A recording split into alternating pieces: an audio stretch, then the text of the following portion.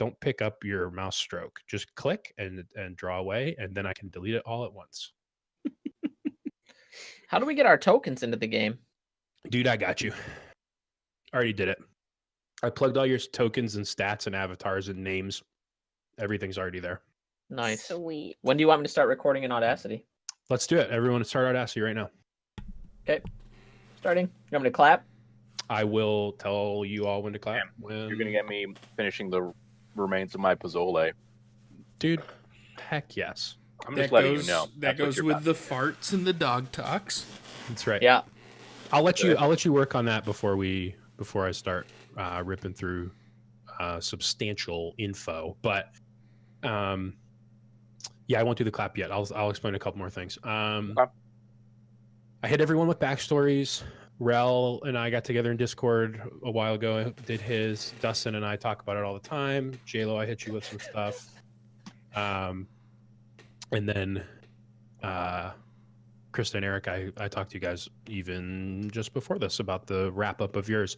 And that's essentially nothing that I'm going to make you guys like bring forward right now, like spill your guts. It's just going to be like, if it comes up in narrative where someone asks you a question about it, or you want to tell someone or anything, you have it there to call back to. And it also just gives you a little like identity in the world. And, I pretty much assigned everyone to specific places and gave you like a little bit of information about it, where you guys were from. So there's that. I think once we do the clap, I'm going to introduce the squad, introduce the podcast name, say what the overall mindset of the podcast is, being, a few experienced people, a handful of new people, a fresh DM, a couple fresh out the box, brand new D&D players, stuff I'm excited about. It's going to be for people who, like storytelling and also want to learn how to play the game. That's my general mindset for it. And then I'll probably toss it to you guys for your character names and just a little explanation of them, like race, what they look like, their name, their class. That's about it. I don't want you to give too much. And then I will set the scene and we'll get rolling.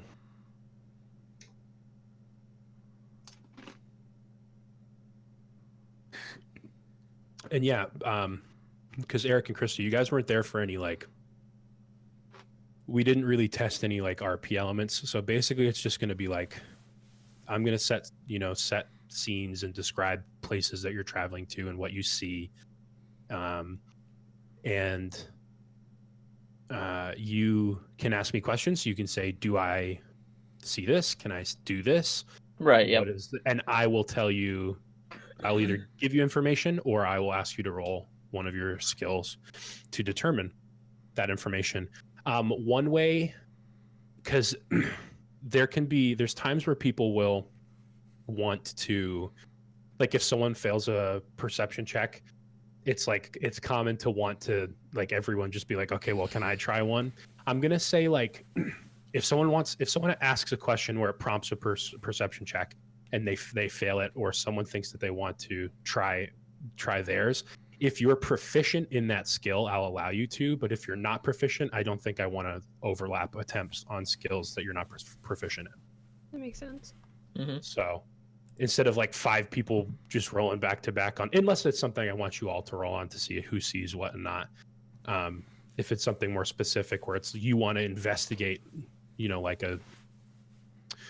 a note or a doorway or something, if you fail your investigation, if someone behind you's got perception or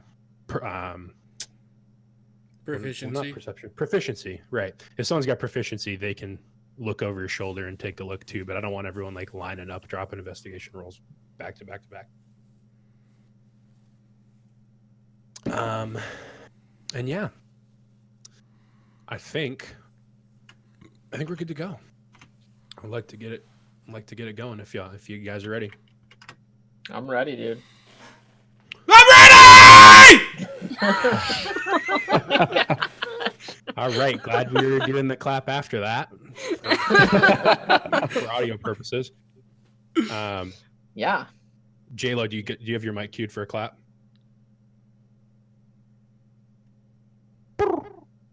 Still have a ice, Jello. and I don't know how Jello's gone. you. This is. Can you hear me? I hear you now. Hear me Mine's now. muted as Great. well. That's where this mute button goes. I did hear a little echo. It's weird. I don't hear it now. You don't hear echo right now? No, it was when I did my bird call. Okay, no echo. We're good. All right, you guys ready? No, I'm not Ready. recording yet.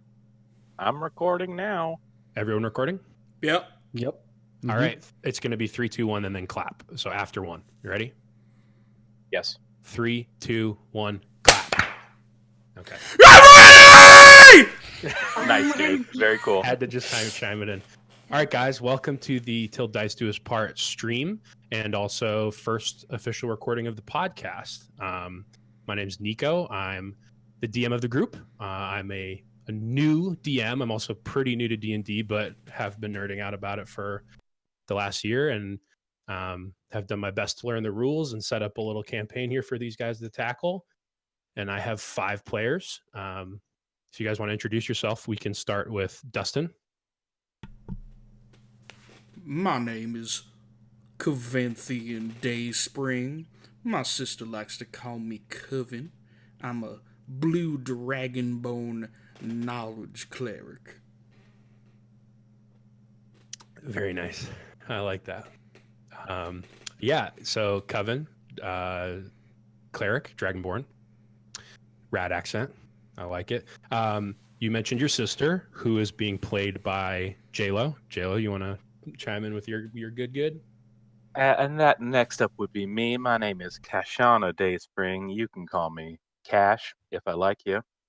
And I just try to keep my brother out of trouble. I am, I guess I'll get a little bit meta, a protection fighter. Very nice. Eric's over there just, because you're typing. There you go. Sweet. All right. So we got two blue dragonborn, a brother and sister, a cleric, and a fighter. Very nice. Rel, what you got, bud? I am Seraph Vaferon. I am a monk from the east. I am a changeling, but I try to blend in within this strange land which is filled with humans, and that's it. Awesome. Changeling monk, played by Rel. And let's go to Eric. Hello. My name is Alagos, and I am a storm genasi from Brazaria. Brazari? Brazieri. Braziri. And I am on a path to make a name for myself and also protect people I care about. Very nice. Very nice. And you are bringing along Krista, who is playing. Hello, I'm Everly. I'm a high elf bard. Heck yeah. Very good. I love it. All right, guys. I'm so Great happy. job. Yeah. So for anyone listening, this is our first official session. We had a session 0 where we went through some combat and just general rules of the game, because we've got a few of us that are pretty new to D&D itself, but also 5e for people that have been playing for a while. We didn't go through any RP type stuff, so you will be getting the first taste of these guys meeting each other's characters and all that good stuff. So let's see. Let me pull up a couple notes here.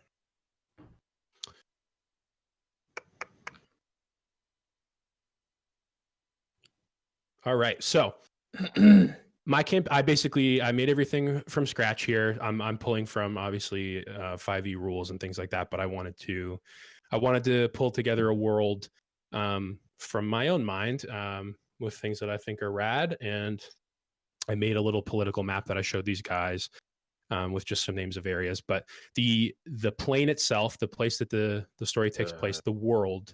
What's that, JLo? Nope, I'm good. Sorry. Oh, you're good. Okay. It's called Boldera. That's the name of the people that inhabit this area. This is their world. Is called Boldera. It's essentially just a massive floating. We could call it like a continent size. Like I don't know what it's comparable to here in our world. It'd be like North America if it just was like an isolated land mass.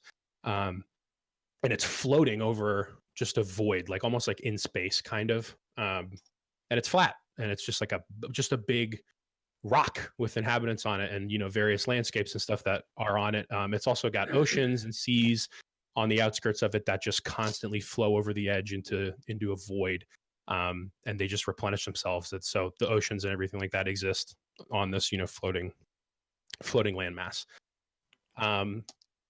But to get into it, the story of these 5 adventures begins in an area of Boldera known as the Antarian Empire. It consists mainly of long rolling hills and dense green forests. It's a fairly tame region of Boldera, mostly due to its purposeful lack of magic activity.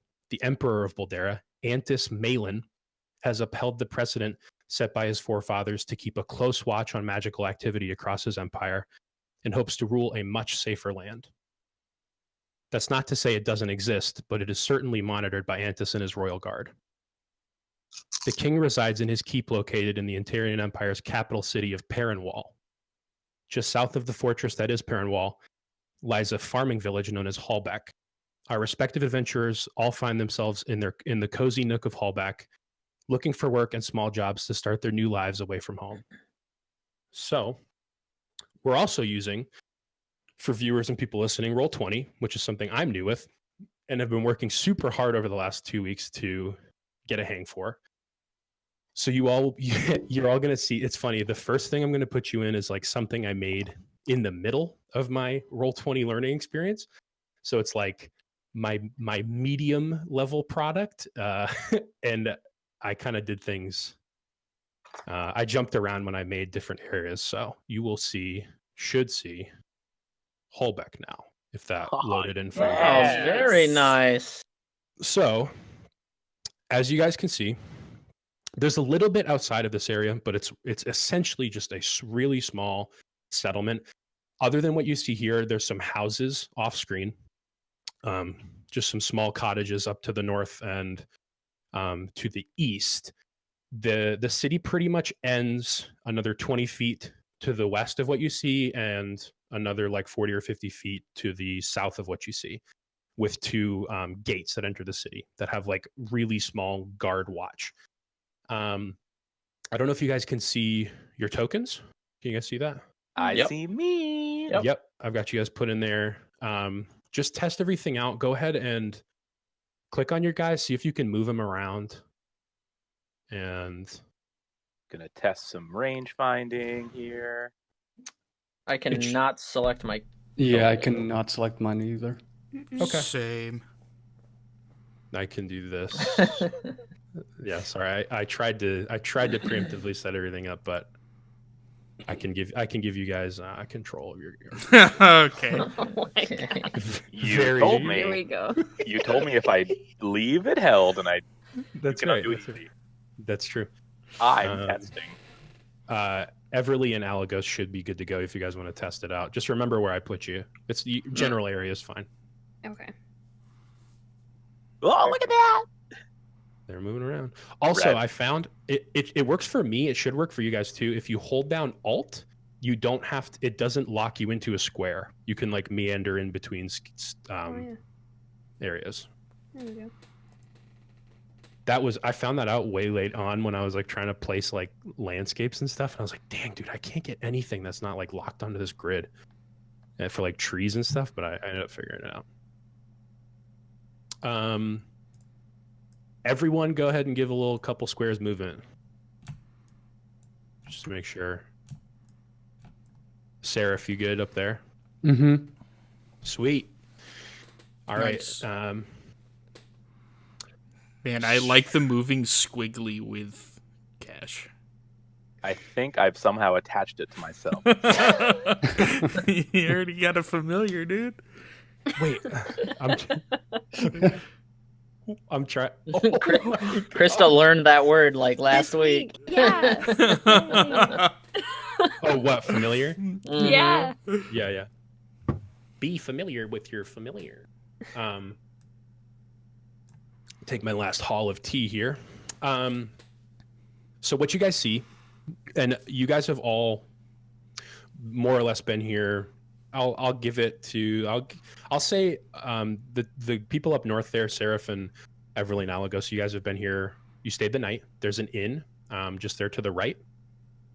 And as I described Hallbeck, it is the Cozy Nook Inn. And then to the left, near where Seraph is a little general shop. And then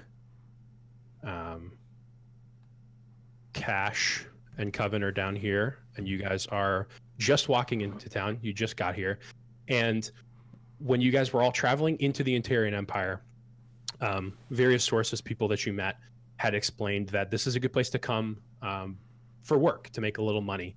I know for some of you guys it cost a lot to get here. It wasn't easy travels. So for people that are trying to start anew and make a living for themselves, this place it's a farming place.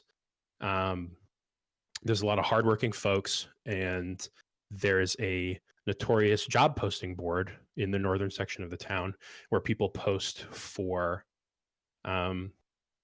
jobs that they want done. So that's the best place for people to try and get hired to make some money around here. So we are going to start off, and I'm going to set the scene with Coven and Cash coming into town. They entered through the southern gate, and this is your first experience here in Hallbeck, and you are here looking to start your new life. For a bit of flavor, Cash has just been spinning in circles. Oh yeah, I see. I found this rotate button. It's pretty good. So Coven, just for visual sake, Coven has like hoops, like metallic hoops off both hips that Cash has helped put holes through the top corners of books, and he just has swinging holsters of books coming off him on both hips, and then just a big backpack with books and scrolls coming up the back end off his back. And he's just trying to keep up with Cash as Cash is moving with a purpose. And I like the idea that they're very much like those 3-ring binders, but just the ring. Yes. It's the 1-ring binder. Nice. What kind of metal are they made of? Iron. Cool. Very rad. And Coven pushes his glasses up and goes, "Oh, Cash, I just can't spend. I can't sell these books. They're too valuable. But we gotta get money somehow. I barely have. I think between the both of us, we barely have enough to spend a few nights here." A few nights? You intend on staying more than a night in this town? As long as it's not Polyria, I mean, I'm happy. That's fair. So, if I may, if we sell your books, we will sell your books, and your magnificent brain will keep operating as your magnificent brain does. If we sell any of my things, I do not think that I remain as effective as I am. Oh, well, this is the conundrum that we have here, sister. See, my weaponry might just be my books, and I can't let them go. And I know they mentioned we can go job hunting, but I can't farm. You know I got the soft skin on my hands. That is very true. We gotta figure out some way to make a living without losing what's important to the both of us. Well, now 2 heads are better than 1, and I think that between the 2 of us, I tell there is a job posting board. We could at least take a look. if that suits you, Brother Dio. I'm very much agreeable with that, but please, I'm gonna let you walk ahead, because there's some mean-looking fellows around here. That is my custom. So All yeah, right. so she'll just sort of slide in front of Coven. Yeah, go ahead and slide across the map where you guys want to go. So as you're walking through Hallback, you guys are on a road that's going to meet perpendicular to where the inn and the general store are. You're going to pass on your left there. That's a little farmer's market that they run during the day for fresh produce and various other things like that. Yep, he just pinged it. And then this little setup here in the middle is just one of the. It's actually someone that traveled here to sell some stuff there at the market. They've got a cart full of, like potatoes and just various. Is that this person right here? That is a bucket for the horse. Oh, is it? Well, now. The person would be in the tent, But he's milking the horse currently. milking the horse. Yeah, those sweet horse udders. I've read some books, and I don't think that's how milking works. He says to God as his deity speaks to him about horse udders. The Grey Wanderer. In my head at all times. Yeah, so I think well, it would make. I mean, as interested as Cash is in, animals and Horse buying buckets. things, yeah, and horse buckets apparently. I think we'll just keep sliding up along this road here, and unless anyone accosts us, start making our way over toward that job board. For sure. Okay, so you approach the job board. You're noticing go ahead. No, I was just peeking at some of the notable folks in this town. They also do not look like they are from here. Yeah. The Antarian Empire is home to a lot of mostly humans, but various other races, can be found here. It's people. Basically, the one thing that the Antarian Empire can promise is their like motto, what they they post when people are coming in. It's as magic free as they can monitor. They keep an eye on it. They believe that the magic that's heavily apparent in the other regions of the world causes trouble, and they have built walls to separate from those places. And this place is presumably safe compared to the rest of the world. So you guys approach this job board. Both of you can make a perception check for me.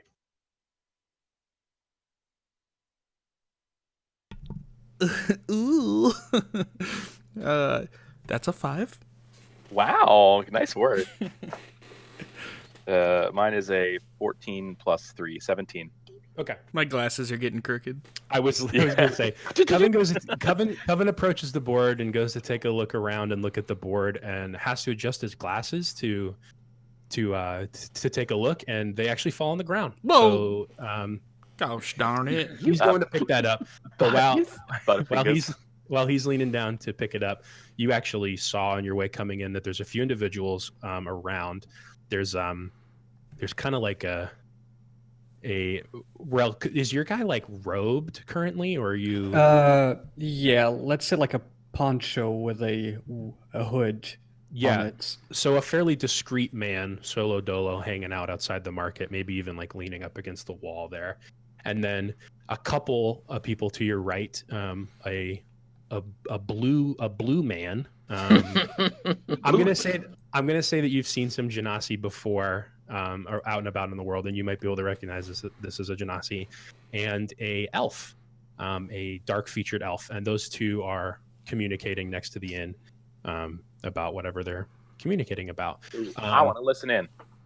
You want to listen into I'll their? try to peek. I know I'm percepting this board, but if possible, can I try to peek in on with my multifaceted senses? Yeah.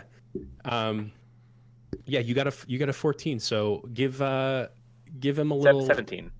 17, right? Yeah, because you had a +3. So yeah, you guys can give him a little taste about what you guys have been talking about. About us. Yeah. We're having a conversation. Yeah, right. I'll say for the sake of argument, I'll say that I sort of started reading from the right side of the board, so I happen to be a little bit closer. Okay. Everly, have you ever seen such creatures before? Ooh. Not quite. And do you hear their accents? They're scaly monsters. Quite odd. Mm. All right, they're giving you guys the up down. All right. I don't trust them. Ooh, Neither All do right. I. dang. Dag All right, nabbit, Cash. I can't keep these specs on my nose for nothing right now. He's still digging on the ground looking for my glasses. I can't see a thing without my glasses. All right, so you, Cash, you get a good look at the board there. Mhm.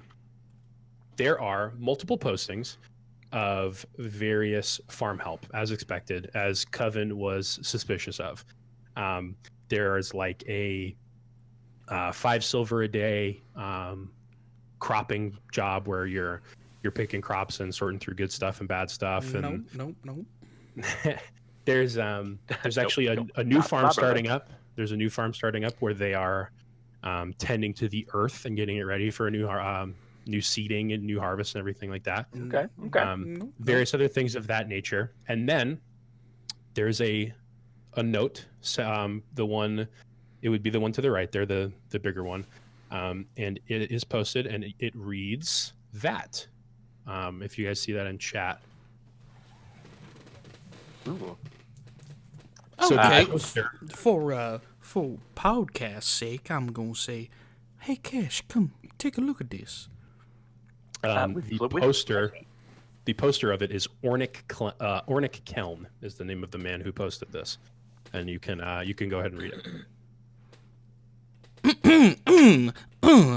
Oh, Ornick, please, you go on. Ornick, look, that's a strong name, don't you think? Oh, Mhm, what's I Ornick got agree. to say here?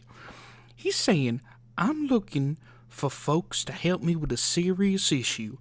My precious sheepdogs have gone missing over the last few nights. What is a sheepdog mission? That says missing. Okay.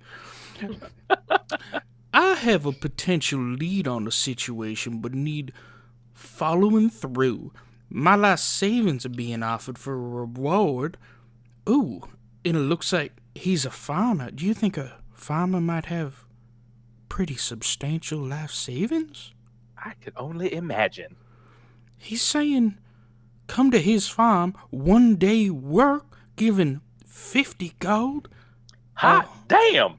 Oh, he wants 5 people to get the job done, though. But maybe 2 Dragon Ball equal 5. Hold on, let me consult my notes on that.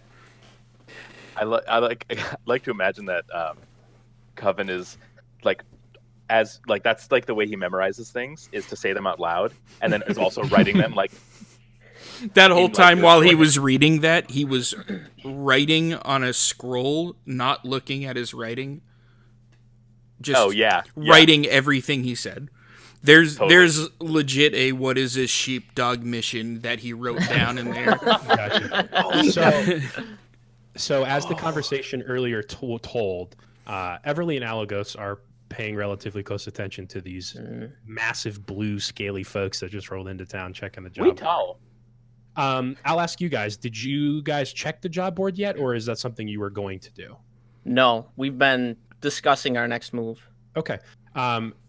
Everly being a little closer, go ahead and make a perception check for me.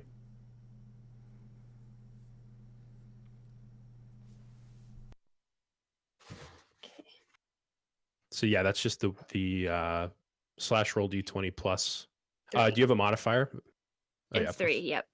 Okay, so I'll go with the first roll and just add your number to it, but Pretty good. pretty Look at dang those good. rolls. So as you Shit. guys Nat were 20 though, hell yeah. you are genuinely concerned potentially, but definitely interested in these folks that just rolled through, and they are very loudly reading off the selections on this job board. So consider you in the know on what this town has to offer for work.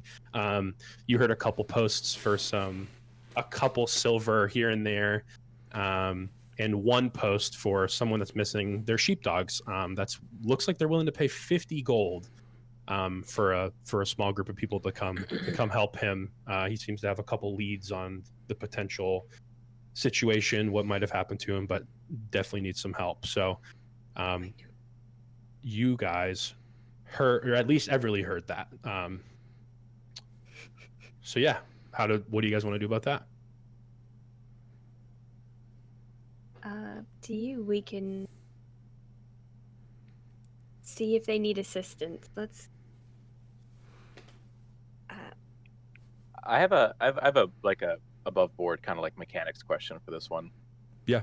For you, Nico, would you prefer, so if we have something that we want to ask you, but not necessarily out loud, where would you prefer we type those kind of things? Like, do you want to hit them in Discord? Do you want to hit them in roll? Yeah, let's figure that out. Okay. You can hit me with it in Roll20. Just do a /WGM message. Sure. Ooh, GM message. Yeah, and I will see that. So it's just /WGM. /W space GM. Yeah. Ooh, interesting. Give it a test. If any of you guys want to test that out, just to make sure you have the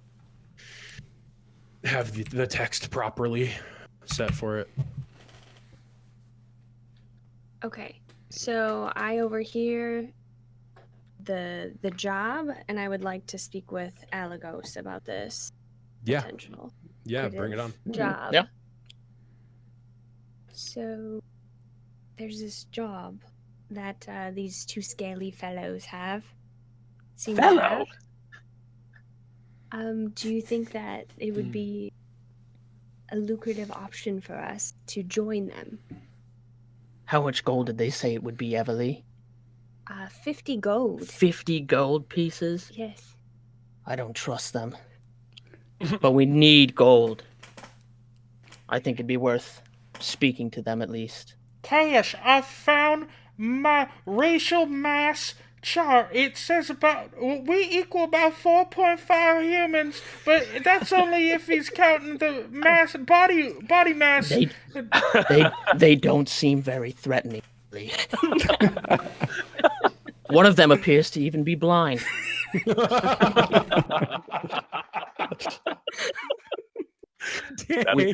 We shall approach them. Okay, sweet. How blind is Coven? I know he's got glasses. They might have been fuzzy when he dropped his glasses.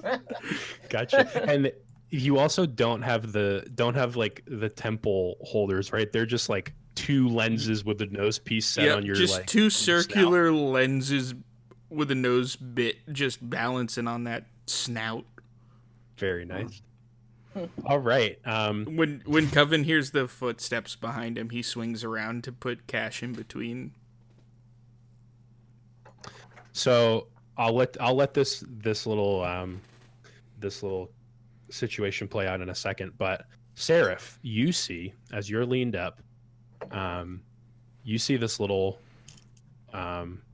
circus. Yeah. You see some. You saw the couple come out of the inn. They had been talking. You saw them give the up down to the new folks rolling in, and it seems like they're chatting about something. Is there anything you want to do about it?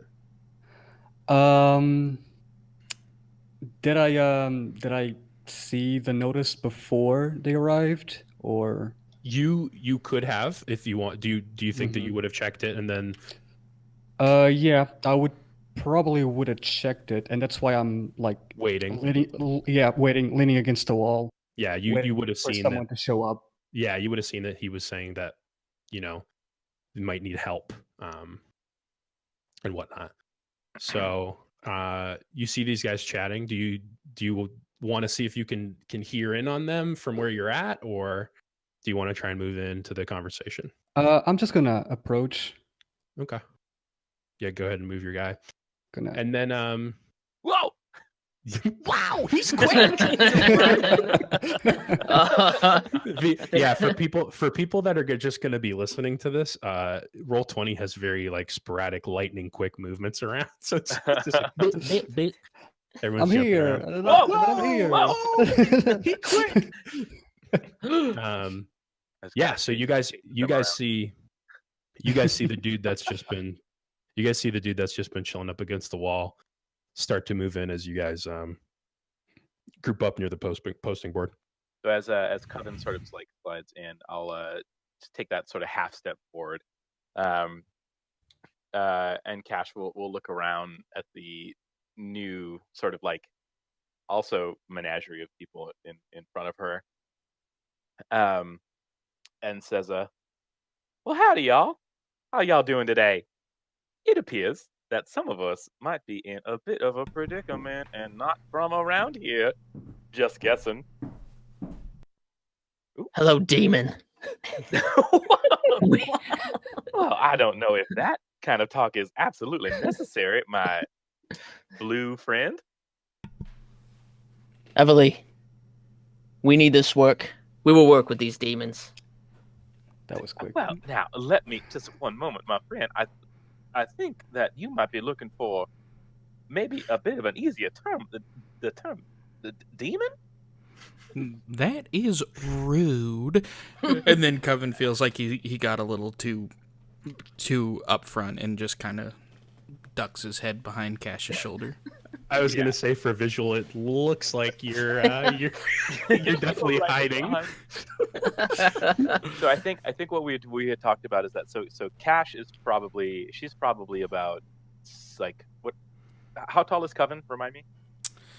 I think you want to go with Coven being kind of a runt. Yeah, that's fine with me. So like 6'4", 260. Yeah. Runt of a Dragonborn is Yeah. 6'4", 60. Dragonborn are pretty big folk. And so I think so. Cash is probably at least a good like 2-3 inches taller, and probably I'd say about as sturdy, but she's just a little bit longer. And she's currently she has a sword and a shield, and is wearing her chainmail, and both her sword and shield are both stowed away, unlike the view in the token. And just like seeing, the visual is Coven just sort of popping out like under her elbow on the left side, over like just past her left shoulder, and then up over her right shoulder as he's like just kind of furtively peeking around. And sometimes you'll see like Coven's lips moving, but he's just like whispering to Cash over the shoulder. I like it. That's a moon elf. Oh, dude's read some books there. So I think Cash, like after being called a demon 3 times in a row, maybe isn't like super jonesing on that, but we'll just like, well, it appears that there is at least one job posted on this board that will require 1, 2, 3, 4, 5 people in this area, and if I may, there are 5 of us right here. And as the saying goes, 2's a couple, 3's a crowd, 5's a party, and I think that we can bring ourselves to work. If you can bring yourself to work with demons such as us, maybe we will be able to work with fine folk such as yourself. And I never been to a party, but it sounds fun. I'll direct that. Yeah, I'll direct that. Like the fine folk, I'll make sure like hit the fine at Alagos, folk at Seraph, and such as yourself at Everly. Like sort of like just pointedly making sure to include everyone in the conversation. Very nice. Well, if you are no demon, sir, then what are you? I am no sir. Let's get that one thing real clear. You can call me a demon if you want, but I must insist that you do not call me a sir. That gets Coven's stepping like. It's the only thing that.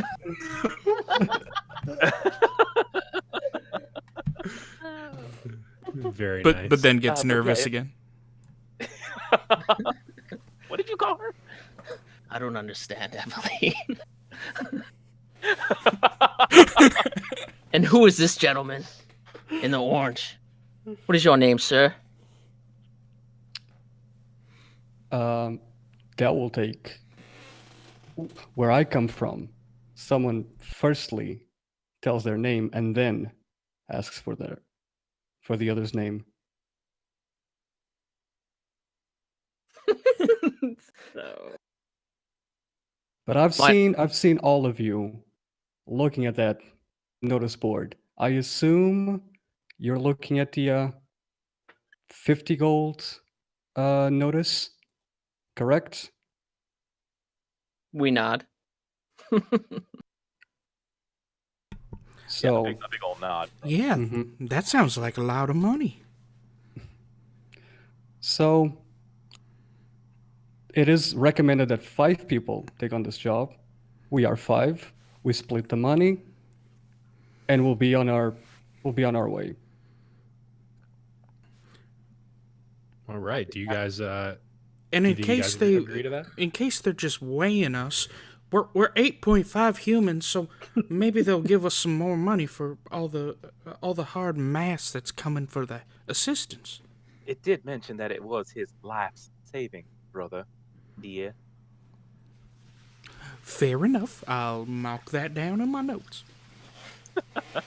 Do not ask for tip, even if I get a blister. Got it. Dang.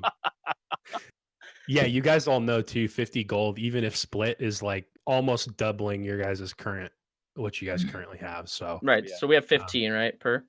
you have 15. I think, I don't know if Rel noticed, but I did change you to have a little bit less, like we had talked Okay, about no, that's fine. previously. That's fine. I think I set you at 10 or something along those lines. No, I still have 15. Seraph the Pauper. Do you? I do. Yeah, Okay. 15. Yeah, we'll call it 10 for now. It's not gonna come up right this second, but Okay, do you want me to remove it? sure, if you want to edit it. Oh yeah, Okay. also no one mentioned that they saw it, but this massive compass Oh, Is not- jeez. Whoa! is not The that's clock just for tower, you, it's falling. that's just for you guys to know directions. That's not like part of the scene. That's There's just- not a rooftop compass on the end. That no one can see. Just it's like a pizza just draped over the roof, like hanging down on each end. Like a Dali painting. Right. Yeah. Yeah, one of those. Okay. Well, then I look at Seraph and I say, "My name is Alagos, and this is Everly, and we have traveled from the far west, and we will join you. But first, you must tell us your name." Very good. Some manners, I see. My name is Seraph. Nice to meet you, Alagos. Nice to meet you, Everly. What about these fine Dragonborn right next to us? What is your names? While that conversation was going on, Coven's really quietly, like a whisper, being like, "Coven and Cash, nice to meet you. We're the dynamic..." Nope, that's not gonna work. And he's just scratching Sorry, off what? introductions and trying to practice on how he's gonna shake their hand, and then shakes his head again and just looks at Cash and goes, "Go ahead and take this one."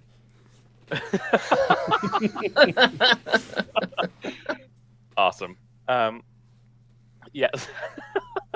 I'm used to this one. And so, yeah, so Cash just like is listening to her brother mutter behind her, and she's like, do not mind my dear brother Coven. We are Coven and Cash Dayspring, and we are both, as you have astutely noticed, not demons, but in fact Dragonborn. Again, I am Cash, Kashana, if you will, but Cash is much faster. And my brother, this is a JLo question. Coventhian. Coventhian, okay. My dear brother Coventhian, you can call him Coven. We're Coven and Cash, and apparently we're about to save some sheepdogs with y'all. They sound like a boy band. All right. Well, point of order, Eric. Go ahead and roll me an investigation check, please. Okay. Your investigation check. Got you. Wait, no, Is it a 20? it's a 20 with Yeah. whatever modifier. What do you have? A 0? 0. Yep. Okay. All right. As your Okay. That's much better As- than the 1. yeah, good to get your good rolls out of here so we can start having you fail pretty soon. Yes, thank you, sir. I appreciate that. For podcast sake, whenever you roll, you should say like, I rolled a 17. Yeah, Good go call. Okay. Good call. Yes, I rolled a 17. Okay, so with 17, you could tell some of your previous comments towards Cash hit her a little specifically, and you can now discern that she is in fact a female dragonborn that looks different from Coven, who is indeed a male dragonborn. So not a boy band, but maybe more like Fleetwood Mac. Like K-pop. Sure. So in my head canon, I really like the idea that Alagos was just super formal, but only knows like a few pronouns in common. And it's like just like only knows how to say like sir. And, that's what JLo had already decided, but I like. Fair. Yeah, you can't see the inner workings, so that you can keep it that way. I'm gonna get this. I mean, I'm gonna get this screwed up. They both look the same to me. I don't know. No, that's fine. I dig it. Well, I mean, canon with your 17, but Right? Yeah. Sweet. So you guys all deciding that it seems like you're gonna take up Ornick on his hiring post. Yeah. All right. Cool. So we are going to head you guys out of Hallbeck towards the farm, if that's what you guys would like to do. yeah. Sweet. Yeah, you guys don't have to like. Oh. You guys don't have to. It's not like a video game where you like once you all reach the corner, you pan into the next world. I think Ro, I'm gonna need you to hold still for a second so I can just. What do you want? So I can Let me actually. get a grip right here. There we go. Let me take a look at the next map and make sure I've got everything set up real quick. Hold on. Beautiful job on the map, by the way. Very Thanks. nice. dope, man. I think the one thing that Cash would ask would be to ask Alagos and Everly how much it was a night in the inn, because we just got here. Yeah. So if he did ask you guys that, you would know that you shared a room and it cost you 3 silver to share a room. Okay. If you want to let him know. We don't have to RP that. I was just curious. No, we will. 3? Okay, yeah, let's. Like, Let's- one question I have for you two fine folk. It seems like that you may have come out of that inn. If you have been in this town long, maybe you could enlighten my brother and I. What are the going rates for rooms in that there inn? We did end up sharing a room. We are married, by the way. Congratulations. Thank you. Ooh, a little spicy. Just in case, I know that you guys were confused earlier. We're not married.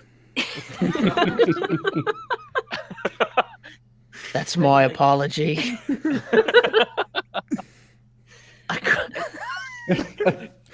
Sorry about that interruption. Go ahead there, elven lady.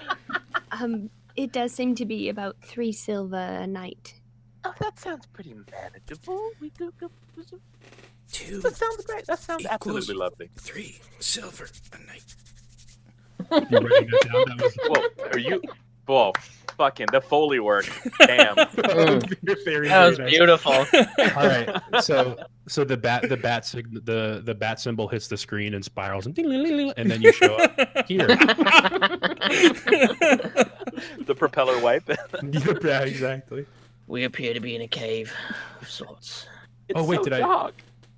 Oh wait, can you guys see or Oh, not? it's way on the right. I see it now. Yeah. Holy blackness, Cash. So pan over to this Oh, is there it is. Okay. this has like a fog of war mechanic where you basically can just see. It's not like I set the town up so you guys can see the town, but this is gonna have moments of like where you're gonna be moving through different areas. So I'm gonna give you like more visibility as you move around. This is Man, just I what am- you. I am loving the image of some of these sheep that are like sort of laying down. That's awesome, dude. Just in pain. They're beautiful. They're all looking up. That's awesome. Let me. I don't remember what they looked like. It was like the only sheep that they had. Oh yeah, they all just. They're just mama sheep over there. I guess that one is quite a bit larger. The alpha. This is so good. I That love one's this. not I'm getting not stolen. dissing. I'm absolutely loving this. This is so cool. Yeah. This map was the last one I did where I like learned the most. So Dope. they'll get better from here, but this one was like my better of the maps I've done. So yeah, very short walk northwest of the exit to Hallback. You hit right on the road to towards Ornyx Farm. If you guys want to set like a marching order, you can. It's not really gonna Can't matter move right my now. character again. Oh, yep. Well, let me set you guys up. God, I'm gonna have to do that with every map. I think there's a way I can do it preemptively, but I'll just have to figure that out. As far as marching order goes, Cash definitely feels comfortable being in front. I put this in an order that I thought you guys might want to be in, other than Coven being apart from his sister. I like to stay right behind my sister.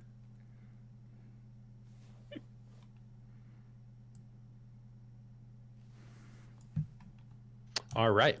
So you guys see, I think you guys all have movement now. Don't go too far ahead. But... Squeeze me, Evely.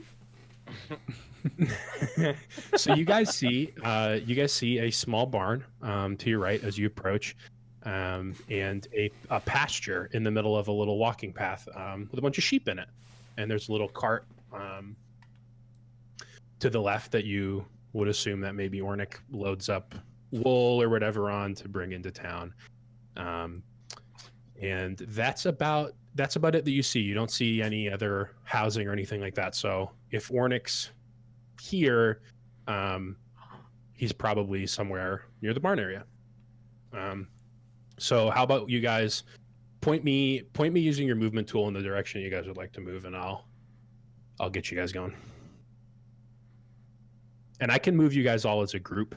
And this isn't going to be like turn-based right now, obviously, because you guys aren't in combat or anything. So like you can move more than 30 feet. God damn it. Yeah. So you guys want to head like here? Do it. Yeah. Did you see my ping? Yeah. Yep. We'll head up and Yep. make that. Right up that. I Yeah. think I Right can- up that direction. I think I can move you guys all together. Right about yonder. Oh, Neat. That's quite the DM tool. I like that. look Yeah. at that! And he turns us and everything. Dude, I'm working on it. All right, so let me do this little deal where I think I can give you guys some more vision. Man, And you these guys- tokens. Holy shit! These tokens look super sick. Yeah. That's awesome. Damn. Okay, so Rel's you the guys man. turn this corner. You guys, yeah, thank you to Rel for hooking up these tokens. I was struggling with like clip art for a while. No problem. You guys roll up around the corner of the barn and you turn, and let me give you a little more vision. This is what you see. Oh my love. Whoa. All right, so As a big Oh. boy. you see the entrance to a barn, Mm. and you see outside the barn a shirtless, large, portly human man with a large beard. He's sitting on the ground, leaning on like a couple burlap sacks full of maybe like grain or something that he would feed the sheep, and has one hand on his lap and has the other hand on a half empty bottle of presumably alcohol, and he's a little upset. He's are you very nice. For those of you at home, J-Lo has drawn a heart around the Ornyx token. Oh, I broke the rule. I did 2 drawings. I'm sorry. No, you're fine. Well, we know because of that. We at least know that it's Ornyx now. That's right. So that's good. Cash would, upon seeing this fine specimen of a human, would definitely walk up and sort of is used to kind of taking charge in situations like this, and she would walk up and just hello, my good sir. You're looking radiant today. We are in search of a gentleman who by the name of Kelm, Ornyx Kelm. Do you know him? We'll go dang. I'll be on it, Cam. Oh, his breath stinks. Just turn away. It blows 30 feet into your. Confirmation. Ornate Cam. Strong name equals big man. Got it. It's like, God, that is lovely. We, the 5 of us, all together, noticed your posting in town, and we are here as He interrupt you. You're interrupted by him, one. and he two, goes, "Oh, Shelly, Barbara, and Margaret gone away. Shelly, Barbara, Margaret. Oh, my babies, they so lost. Somebody help old on it." Oh, and my dear friend, that sounds like exactly what we are here to do for you. Chevy, Belly, and Margaret will be back in your back here with you as soon as possible. Was that right, Coven? Let me check my notes. No, incorrect. No, no need, Big Blue Man. That's my ladies. That's Shelly, that's Barbara, and that's Margaret. And they my pups. They've been with me since day one. I opened this farm here, and they wash my sheep for me. They wash them? That's so sweet. They wash them. Oh, I'm so sorry. That's fine. I wash them. Quit your crying. He kind of like uses the bottle to like prop himself up a little bit, and he gets to his feet and kind of hits a little stagger, and he approaches you guys and he says, "Well then, I don't assume y'all saw my note up in a hall bag." Yeah, that is correct, my good man. Yeah, it might be a little more treacherous than I'm willing to take on myself. That's why I offer my whole savings for my babies to come home. Oh boy. Yeah, it's so sad. I must say, y'all from around these parts. Y'all accents y'all sound like some folk that might be from the area. Sound a little familiar. You ain't looking like much I've seen before, but That is an intriguing question. I mean, we are for sure not related, but I will keep tabs on our vocal patterns. I mean, lots of folks here in Ontario from all over the places around the world. I mean, I born and raised here in Hallbeck, but I think my grandpappy's grandpappy, he done come from the Signan Flats. I ain't never been, but that's where grandpappy from. I think his name's something like Bovice. Grandpappy Bovice from Signan Flat. That was a grandpappy. Oh, Yes, grandpappy. Double pappy on a grand level. X2. Okay, so let me lay down the tale about my babies. So I miss them dogs so much. All right. Coven goes up and puts a hand on his shoulder. Couple nights ago, as Cash backs up.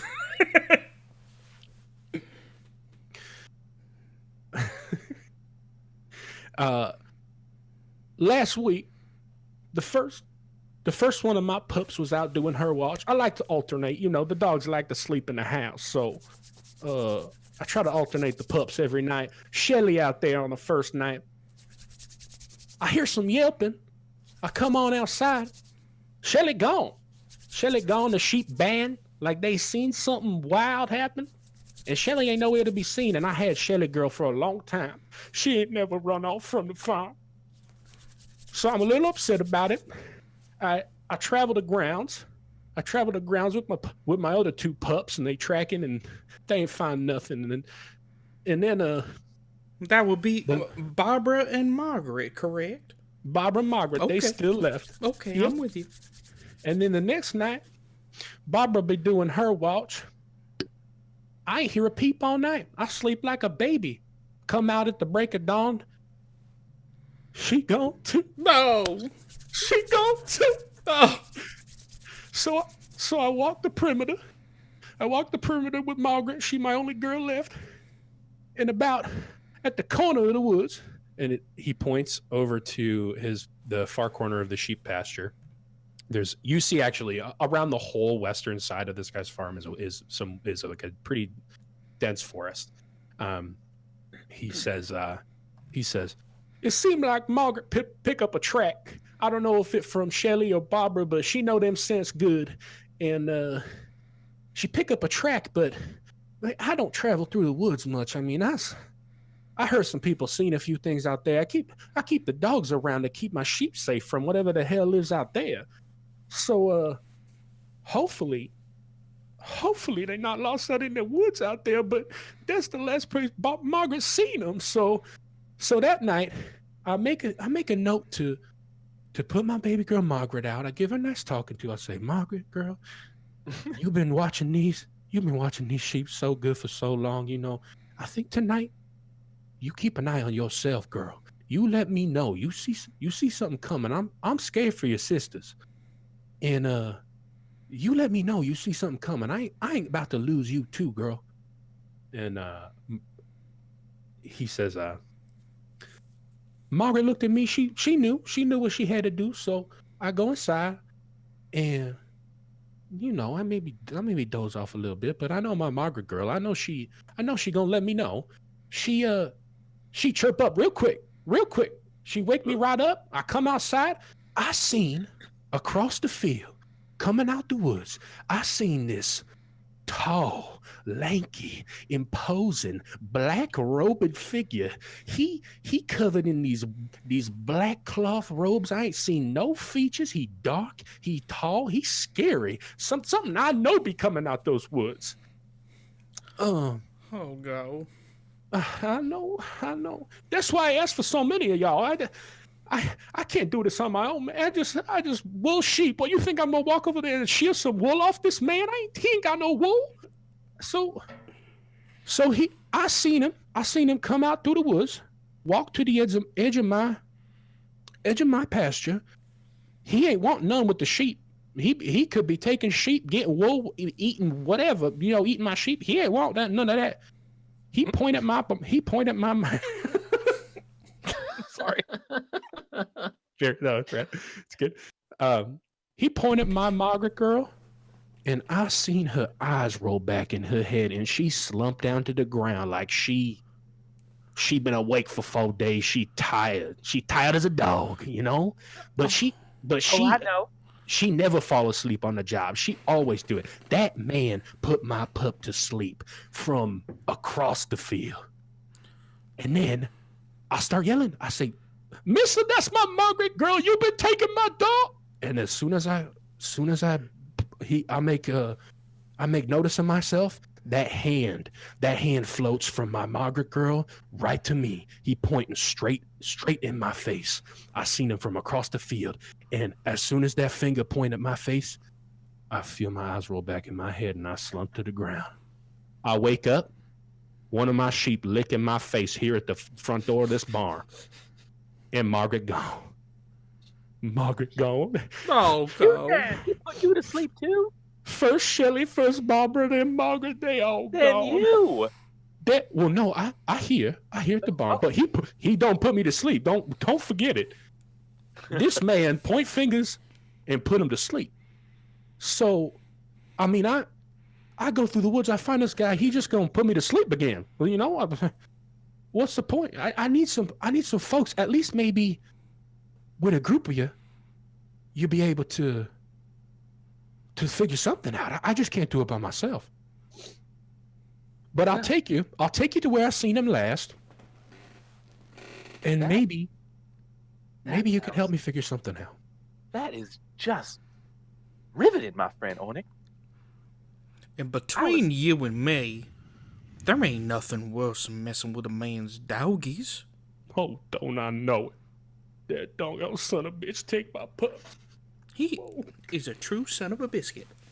No, that's the truth. That's the truth. Excuse my All right. French. All right. I think This we- does seem. No, go ahead. Go ahead. I think we asked for half the gold up front, guys.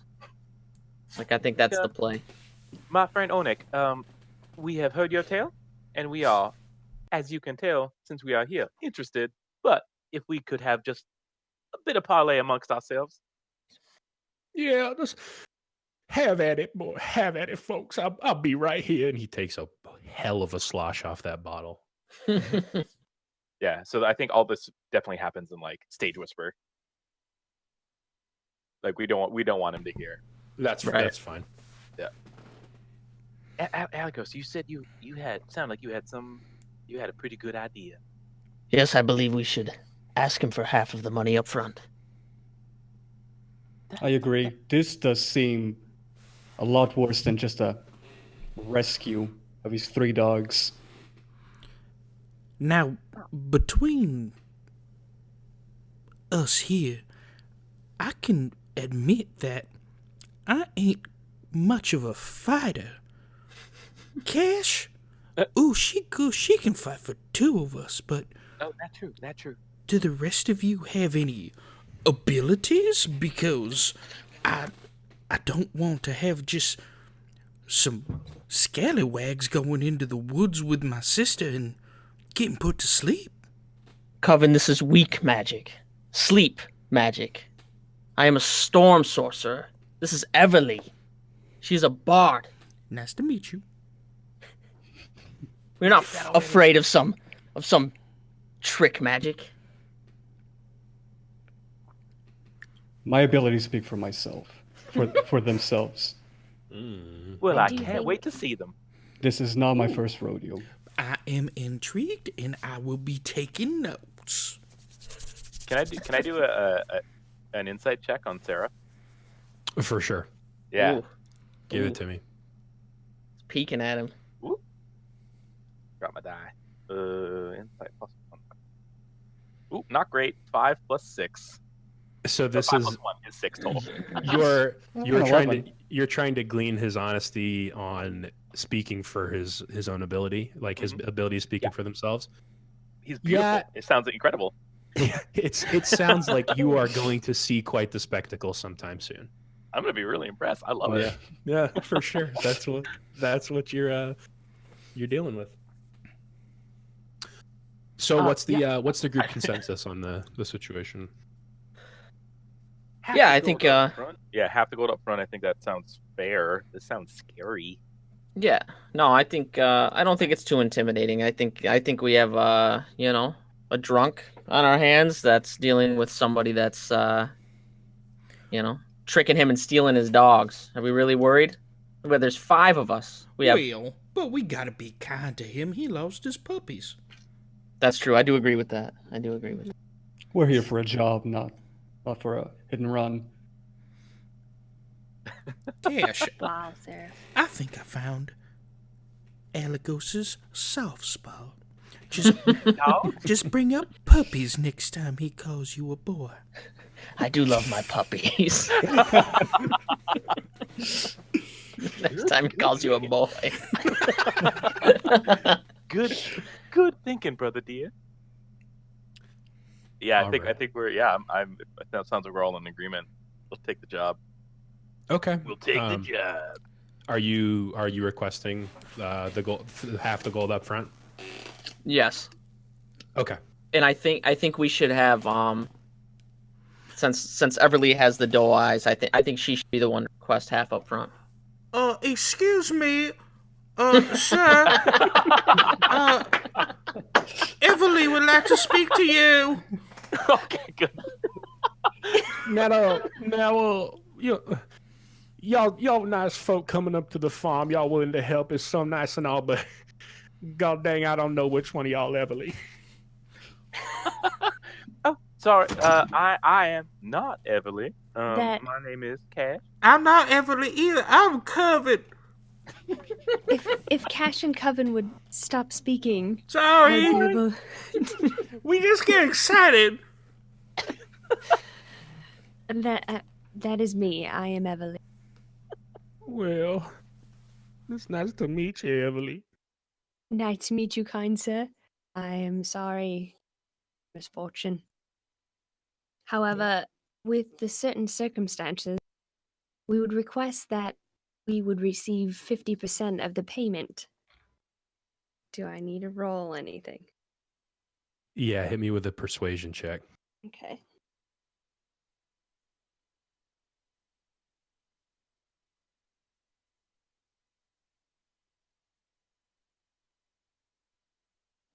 Do you have it? Ooh. Dang it. Ooh. No, just So yeah, it's the it first would have one. been a 7 because you would have added your modifier to the first one, yeah?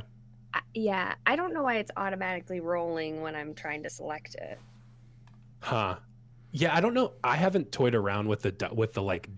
Are you doing the dice roller thing on the left there? Yeah, I'm doing the advanced settings, and then I click on the selection that I want, and then but it's already rolling for me. Oh yeah, so you so under the dice roller tool, there's basic rolls and then advanced rolls. Yeah, that's where I'm at. You're clicking. Yeah. You're clicking the dice in the basic rolls, which is making it roll. You just want to go lower, Right, yeah, where you get right the here, drop here's the down drop box. Okay, okay. Yep. That Yeah. makes sense. I'll give you the second one because it was like, just because it was the first one was a miss. Because I'll call it. Coven was giving them puppy eyes over the shoulder. Sure. Sure, yeah, that's how it'll work. Yeah, we'll blame Roll20 newbie life on puppy eyes. Yeah, so he listens to you and he like puts his hand out and there's nothing in it and he just starts like moving his finger around in his hand and he goes, well, she won 50%. I put up a 50 gold, so That would be 25, sir. I've already done the mathematics. oh, now look at you. Y'all gonna be sitting here till nightfall. You ask me trying to figure that out. Come on, man. Yeah. That's Can we get rid of the heart? no, absolutely not. No chance. That's there forever. No chance at all. Let me go get that for you. Do it for Shelley, Barbara, Margaret.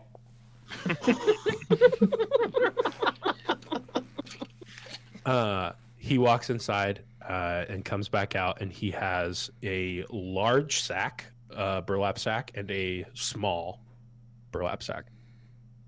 And he hands one of them. He hands the small burlap sack to Everly, and he hands the big burlap sack to Kashana. And when he hands to Everly, he says, "All right, lady, thank you so much for the help. This the 25, the 50%, and Kashana, that's my baby's favorite food. When you find them, I know they gonna be so hungry." Oh. I'll Cash reaches out and takes the burlap sack. How heavy is it? I'll say it's man. Let me think of all the dog food I've bought. It's like a 12-pound burlap sack. Not that the dogs are going to eat 4 pounds of food in one sitting, but he wants to make sure you got enough. Sure, I'll add it to my sheet here.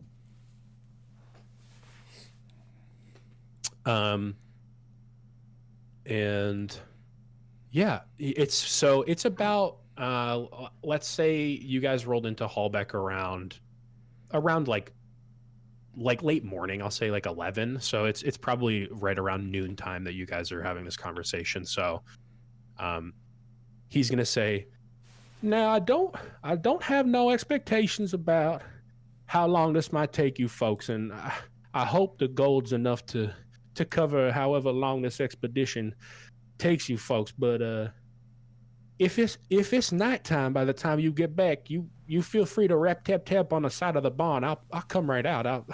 I just want to see my babies again. So Everly takes the bag and says, "Thank you, kind sir. We will do our best to be as quick as possible. And we will take you up on that offer if needed." All right, thank you folks so much. And like I said, I don't know if it's gonna help none, but the second night when I seen him come out the woods, it's the same place I seen him come out the woods the third night, and it's right over there by the right corner closest to the woods at my sheep pen. I seen him come right out the wooded area right there. So, right there where they're pinging in roll 20 right now. That's where I seen the bad man. So thank y'all folks so much. He individually shakes your guys' hands, and they are wicked, sweaty, and meaty sausage fingers. Oh wow, that is a strong grip. Kashana doesn't notice. Juicy, like, too. Just a hand. She's like, "Oop." And Thank you, Captain. he takes a haul off his bottle and nods to each of you guys and walks back into the barn. So, do you guys want to head to that location? Cha. Yeah. Yeah. Let's do it. Any of y'all I'll- good at tracking robed figures through the forest? That's a good question. Yeah, so here, I'll plop you guys there. Whoa! Oh, I lost him. Whoa! Where am I? Where are you going? I'll plop you guys over there. This is about where he saw the man. Are any of you guys proficient in survival? Kashana is. You are. Give me a survival check, please. Or are you as well, Everly? Yes, I am. You guys And both can. she also is +3 animal handling. Okay. Yeah, that might. You can ride one of the sheep if you want to roll animal. No, I'm just kidding. I would. Mounted I would- combat. I would like to push a sheep as well. Sheep tipping, is that a thing? We can. Yeah, you can see if or you can attest Ornix drunken wrath if you'd like. It's you, I know it. You taking my babies. You ain't taking my grandbabies too. So yeah, you two can roll survival checks, please. Crushed me. I got a 11 plus 19. 3, 14. So, 14. So I'll say that Cash gets to the area, and you look around, and you kneel down to the ground, and it's hard to see in this thing, but there's like a dirt path right there that goes up to the field, and then this is like not like mowed or whatever, but it's relatively tall grass that goes right up to the tree line. And Cash sees a kind of like a disturbance in the grass, like something had been laying in it and pulled, starting at a point in the pasture, and then a little bit of dirt drag that shows up on the dirt road, and then you kind of lose track of it on the other side of the dirt road. So like where Cash and Alagos are standing, you kind of like lose track of where the grass was disturbed after that. But Everly, you see Cash looking at these things, and you catch on what he's seeing where there's some disturbance. She. What was that? She. Oh, sorry. And Everly, actually, you look down where Cash stopped and seemingly loses the track, and you notice in a diagonal point moving from where Cash saw. Here, I'll give you guys a little visual. So Cash saw from like here. Oops, that's not what I wanted. You see from like here to here, pretty much, is what Cash saw. And then Everly gets a point where she picks up right about here, and she sees it moving this way. Basically just very subtle, but high enough roll to see some moved grass, like something was being dragged this direction. And at the edge of the forest there's some like shrubbery that you also see was disturbed. Looks like this direction something was definitely traveled through. It dragged, actually, is what you seems like happened. Yeah, so Cash would definitely relay that. I like would go like check the parts of the fence and like snoop around and walk across the dirt, and then just like as soon as she gets far enough into the grass and just like was at some point probably got down on all fours, and as soon Yeah. as she loses a trail, just stands up and is like, well,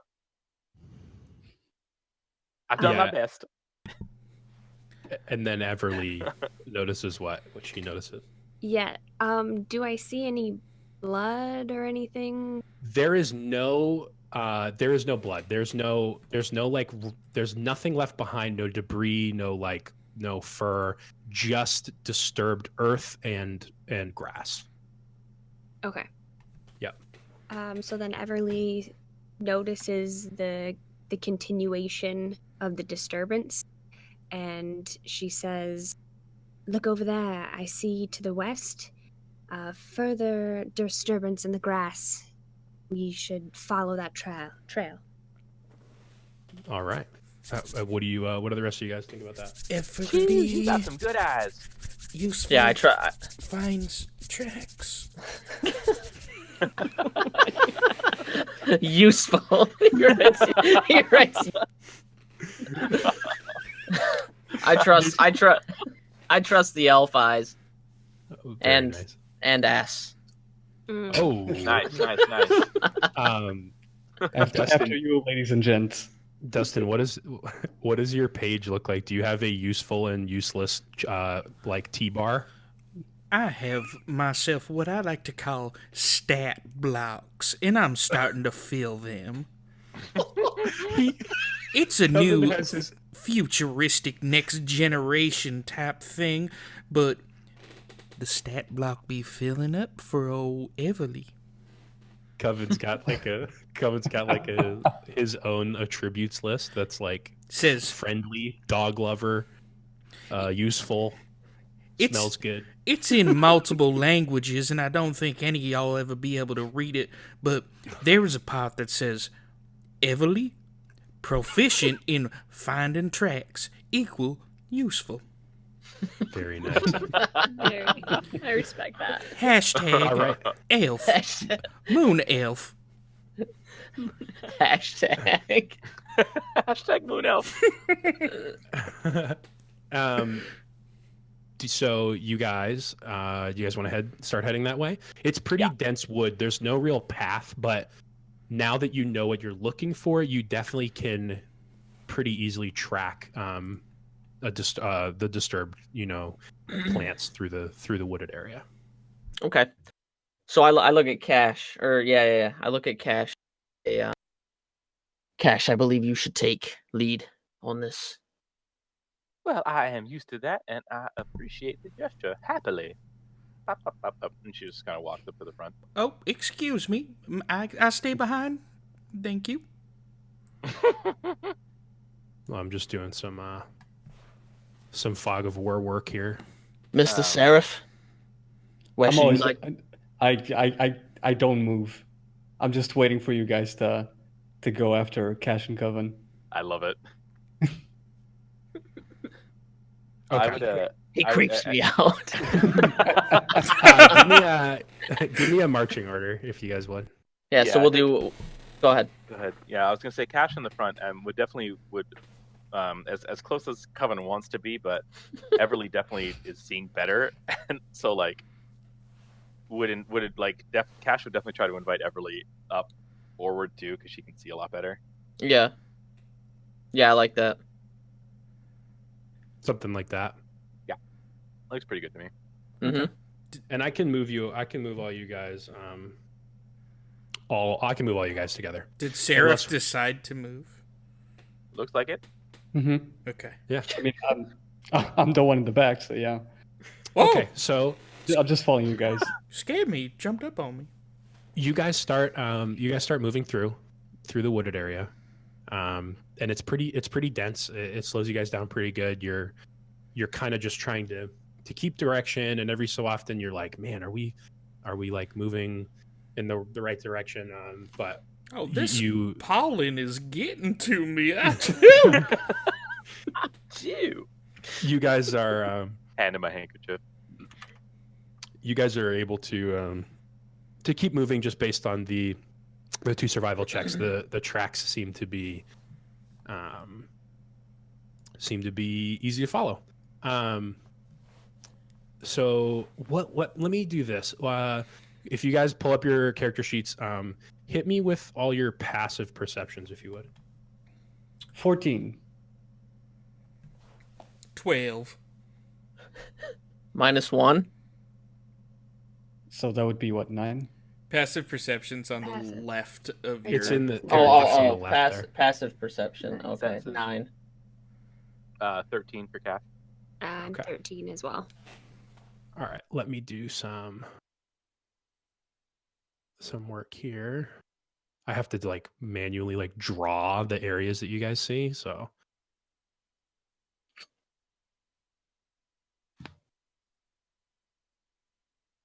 Thanks very much to D&D Beyond for all of the stat tracking needs. yeah, for sure. Thank you so much. Okay, so yeah, thanks for giving me those numbers. You continue on your path, and you make it to here, and you see to your left and ahead through the woods a little bit. You see it open up for the first time. You've been in some pretty dense wood, and you see it open up. You know all about that dense wood. And Rel just shaking his head like fuck. Who are I- these people? they're it's thick forest, Thick. man. Mhm. Yeah, this forest is the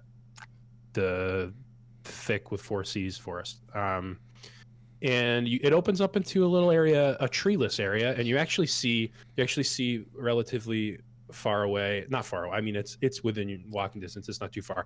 You see what looks like a cliff face, like it's a pretty sheer rock formation. It's not quite like a mountain, but it bubbles up almost like they're called like dome mountains. And it's just like a wall of that, and they go up about 45-50 feet, and then they go back, and you can't really see over the top of them. It doesn't look like they shoot up or they go into like you would have seen a huge mountain walking, and it's nothing like that, but it's like a rounded rock kind of wall, natural, but you're kind of hitting that, and you can see as you guys come out to about this area. Let me open this up a little bit more. Sorry that opening up this area kind of takes a little. Open this pit up. Open up this pit. Wall to wall, Oh, side to no. side. No, Wall sorry. of death. Man, what? There we go. All right, this is what you guys see. You kind of you're in a clearing area where there's less trees, but you are now kind of in this surrounded by this mountainous, rocky kind of wall. And I would like, who here is proficient in perception again? I am. That's me. I'm +3. +4. I mean, Okay. Right. I'm Nice. gonna say +3 for Cash. I'm gonna say just because of location of the way you guys walked in here, I'm gonna give Seraph the roll for it now. Seraph, give me a perception check, please.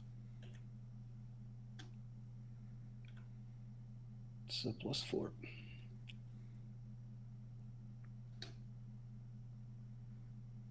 Okay. I rolled a 10, everyone. I'm gonna say that you guys are all looking around at this rock wall. Seraph in the back, he's kind of taking a point to look to the sections that he's closer to, and he is going to turn a little bit like this because they're all checking out that western side, and there's actually a part down here to the southwest, and even just south of you is, I have to draw it in, Cash. is this. Oh. You see a section of the rock that comes out just south of you, and it looks like there is a little bit of an opening. It looks like this might be an entrance to a cave or something. It is pretty tight, but looking at the rest of your party, it looks like you guys could fit. And based on what you see, this rock wall stretches pretty good north and south. So based on the tracks, it leads right out. You see them lead through the woods here, and you actually lose sight of the grass being disturbed like you saw when you first started tracking. In this area, the grass is just laid down. Like, it looks like maybe multiple things have been dragged through, or someone like it just looks like the grass has been pressed more so. It's not like wild and up. It's pretty pressed. So it's hard to tell exactly where the tracking would go. But looking in this area that you see, this seems like an opening to a cave. Is this like a medium-sized opening? Like It's could. It's like 8 feet tall, 3.5 to 4 feet wide. Definitely big enough for most. What is that in metric? Oh wow! So I'd say it's like 2.5, maybe 3 meters tall, and like a meter wide. Okay. Yeah. Can I approach and just like try and look in, see if I can see? Yeah, for sure. I think you should sneakily approach to try to keep. Are you gonna whisper that to him? Yes. There's. I mean, with my perception of 10, I don't pay him any mind because I don't see anyone around. I don't hear anything. Yeah, you kind of saw them move forward, and you noticed there's this area of rock that they weren't paying attention to jutting out. So you kind of broke off. So I would say you're not even like, you're kind of off to the side a little bit. They might have not even noticed you yet at this point. So I would like to be like on the side of the entrance, crouch a little bit, and look inside. So right about, let me move you up. So kind of like here. Mm-hmm. And you're just going to try and with your head first, you want to try and lean in through the. Yes, exactly. Okay. So how this works is you're crouching down, and you stick your face out a little bit towards what you see as an opening. And are you doing so slowly? Yes. So softly, but definitely surely, in the area that's open, that you just basically see light fade into darkness into, your nose presses against something hard and cold. As you would think that your face is passing through the opening, your nose presses on what feels like stone. And that's it. You are stopped. You feel something in the way. Can I feel this stone, this rock? Can I see if it moves? Can I push it? When you touch it, you touch the rock areas that aren't part of the you touch the rock areas that aren't part of the opening, like on the outside, and they feel cold, and they feel like stone. And you move your hand into where the opening is, and your half of your hand, like the palm area of your hand and halfway up your fingers, almost looks like it goes in for a little bit, like a centimeter or two, and your hand is just like stuck. It feels just like the rock. It feels just like the rock to the side. That isn't part of the opening. So you basically slid your hand from where the rock is into where the opening seems it is, and felt no difference. But your hand looks like it's traveling through something. I'm gonna ask you to make a Arcana check. Oh fuck. Damn. Oh no. That's Okay. that's my shit, Ral. Is it? Well, I have Is a that minus the- 1. Is that the metagaming pigeon that just flew by? My Arcana's good.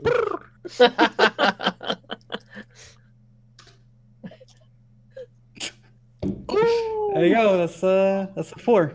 So Emerald eyes. you are just like, you keep touching the same area. You like punch it a couple times. You're like, is this like? You just are baffled by whatever's going on in front of you. Looks like a cave opening. Definitely doesn't seem like a cave opening, but you cannot discern what seems to be going on here. All right, I'm just gonna get up and just loudly say, "Everyone, I've found something. I don't know what. Feels a little bit strange. I'm not particularly. I don't know what's going on here, but I clearly found something." Oh, what do we have here? Okay, so you guys now, are you guys moving over to where Seraph Yes. mentioned? I'm gonna go ahead and take a peek. I'm gonna get out of the way. Coven's gonna move in. Yes. Sorry, my roll 20 keeps like clipping. It's like doing something really strange. Oh, What the hell? where you going? Okay, so Goodbye. you see what Seraph had seen, and it looks like a cave opening. Go ahead and roll an Arcana check. Are any of you, Eric? Are you proficient in Arcana? +2. Do you have a little dot next to it? Yes. In your skill thing. You're gonna give him advantage. You can help him Okay. if you want to help him do that. Okay. And so if I stick my hand in there, it looks like my hand's going through rock. Is that what I understood? So essentially, it'd be like, it's a little hard to explain, but basically, your hand doesn't go through rock. It goes through the opening a little bit and touches what you feel to be rock, Mhm. and your hand is like half of its depth into like a black opening, but you still see your palm, like as if it looks like you just were touching the rock. Like it looks like almost like if you were above like a pool of water that was like an inch, like a half an inch Mhm, deep, mhm, shallow, mhm. and you put your hand in it and like half your hand is above it and half your hand's underneath it. It looks like that. Okay, that is. Let me consult my books here. One That- hand on the wall, flipping open a book with the other hand. That is Let me find the page. And got that advantage, and that is a 20. Oh, I think I found the page right here with that 20. You rolled a 20. Yeah. You flip that to a 20? page. No. You flip Nice. you flip to a page where it talks about types of magic, and there is a section that explicitly describes illusory magic, where people can make things, areas or images appear that aren't actually there. And based on what is happening here, and based on your knowledge of that type of magic through your learnings, that looks like that's going on here. It looks like there is purposefully placed a illusory cave entrance in this section of the wall. I believe I done find a illusory cave entrance. So, like the cave is fake or the entrance looks fake? Well, I'm thinking the entrance might be a little bit of news that is fake.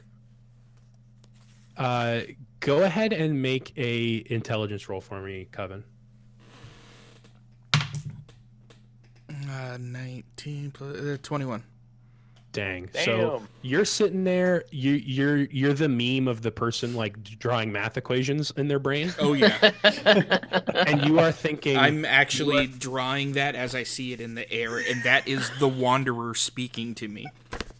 you seem to think the what you understand by this illusory wall is that somebody put this here to potentially distract anyone approaching this area of what a real entrance to a cave could be. So this is a diversion from somebody that could be hiding, that could be not wanting to be found. Carry the floor.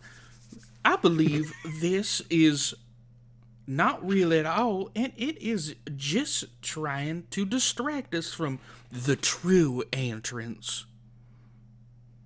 So, with that information and with the knowledge of this this illusory wall, which one of you folks were proficient in perception? Again, I know we've done that a few times now, but Cash is. I am as well. okay. +3. So I'm gonna let Cash Are you- because so Cash has been Everly, actually, just so you know, proficient in it is on that sheet. It's like a full. I know for you, you have like half full section skills because you have Jack of all trades. But there's circles that are full circles. I can actually look at your sheet right now. Okay. So you are also I'm full. Yep. you're also so. How about this? How about you guys all give me individual checks, all three of you, please. Ooh, that is a 2 + 3, 5 for your girl over here.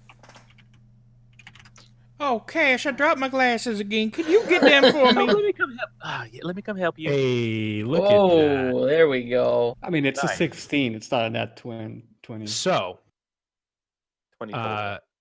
Cash starts walking over this way and is like pressing on the wall, like somebody's hiding, like let's find him kind I of love, like, situation. Maybe I'll like pull out my sword and do like the Yeah, you're just Legend of tapping. Zelda, trying to listen to the different sound, right? Right. Everly's and then Coven drops his glasses. Everly's long pointed elf ears perk up and she faces this direction and you seem to hear something. It's not like something like a creature making a noise, or it wasn't like a quick noise. It's almost something that's a constant that's hard to hear. It seems like it's coming from somewhere, almost like either like a buzzing or like there's a heavy wind or something like that. But you definitely hear something coming from this direction. And Sarah, if you actually pick up on it as well, you notice her face that direction and you start to walk over and you both are definitely catching a sound. And I'll say with your 20, Seraph, that you pick up on what you are now seeing. Hopefully. Another entrance. You see an even smaller slit in this cave entrance that's kind of hiding behind a section of rock that was sticking out. So it doesn't, the picture here doesn't like do it a whole lot of justice, but see the darker section that's like next to the slit, that is sticking out more southerly than it shows. And you kind of would have to like walk around it to get to that slit. But what you're hearing, you seem to think is running water is the sound that you're hearing. It sounds just like a shh, but it's echoey, like it's loud, like it's being amplified. I tell everybody, shh, shut up. I'm listening. I can hear something. Dearest wanderer. Oh, sorry. And So- as I hear I tell him I can hear water flow, and it's behind that rock right there. All right. Yeah, that since Cash was digging through the grass for the glasses, like this rock, this is all just one rock. That rock's fake. We know that. I don't know what you're talking about. Like, Yeah, super- that's illusionary magic. You Can I silly goose. can I just go to the slit and just like disappear so that they can see me going in? Oh, So I you're love just gonna, that. you're I love gonna, that. you're Yeah, just I'm gonna the- enter you're a just the wall. tipping it. Hmm. Okay. Okay. So he's right here, and are you showing them? Are you telling them about it? I'm doing like this, like I'm in, I'm out. And as you guys can see, Oh, Rel is in a dark, like cracked area of this rock, and he is able to sidestep in, and he disappears, and he sidesteps out, and he's Cash. definitely going in. Cash, Yes. we just looked like dum-dums. Heavily, we will follow. We will follow. I'm used to it. Okay, And so as Everly and Alagos go for it, I'll just follow. Yeah, we choose to follow. Yeah. okay, I'll follow so you behind guys them. 'cause they all probably approach. first.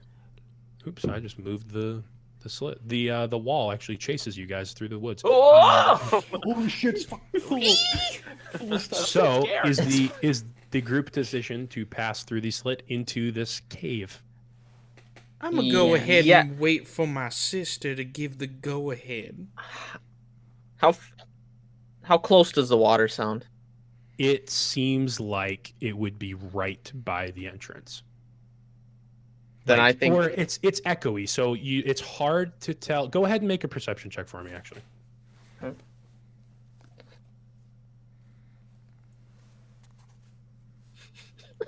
I rolled a 7.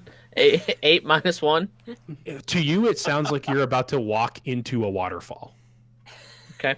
It's just loud water.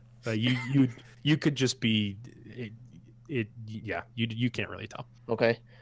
I think I should go first, Okay. as I can breathe underwater. Oh, in case that happens. Gotcha. Okay. You guys all agree with that? Yep. You guys want to march? You guys want a marching order for going through? Also, it's I'm gonna die. the Dragonborn can get in, but do you guys wear heavy armor? I do. Your armor is just clanging and scraping off the sides as you sidestep through this cave Uh-oh. entrance. I don't even get a chance to try to stealth through. I'll give you, if you guys want to stealth. I mean, if you want it to be a stealthy situation. I mean, you If can I- go well, through and make noise if you want. I but- think that I would Yeah. try not to clang off the sides of the arm. Okay. Yeah, I for- agree. For the two of, I'll make you two roll it just because the other three don't even touch the walls, whereas you two would be scraping. So I'll give you Sure. guys both the. And do you guys take that at disadvantage for your armor? I do, yeah. Not me. Okay. Yeah. Go ahead and roll me that. I rolled a 17. Wow, I rolled 2 5s. Ooh. Both so 4. Clang, clang, clang, clang. Okay. He's banging So, pots and pans. as he tried. goes through. So Like a we'll hit- doorbell. Are you going in last or? I would like How do to wait for everyone to go in and then wait for my sister to give the go-ahead. Okay, so we're doing Alagos first for sure, followed by. I tell Kashana to go after Alagos. Okay. That sounds Kish- pretty smart. Okay, Kashana, and then. So I'm going after Alagos. Yep, Alagos, Kashana, and the third. I'll go whenever Kashana hollers my name. Okay. I'll go So- third Good then. luck, me. Okay, so Seraph looks at Everly and Kashana and shrugs and goes in, Yeah. and then Everly, do you want to go in after Seraph? Yeah. Okay, and then Coven will take up the rear, and let me just set you guys up in a little line there. All right, so we can go into this cave, and we can move through a little bit of that.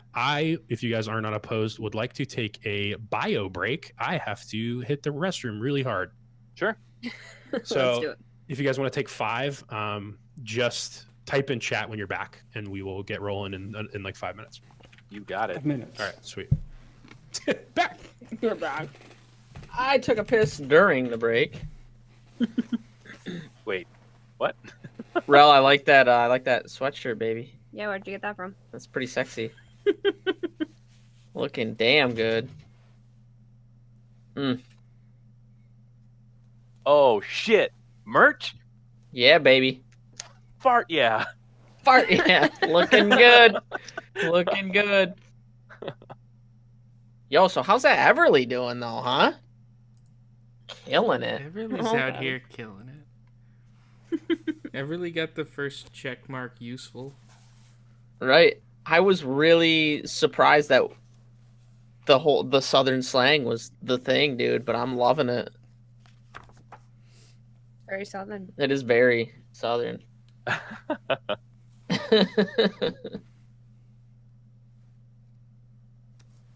Man, I'm I'm ready for Cass to just fall into a pool. It's like I am proficient in athletics, so like we'll maybe be able to swim out, but I'm Yeah. really ready for the scene when I don't go in and don't hear anything.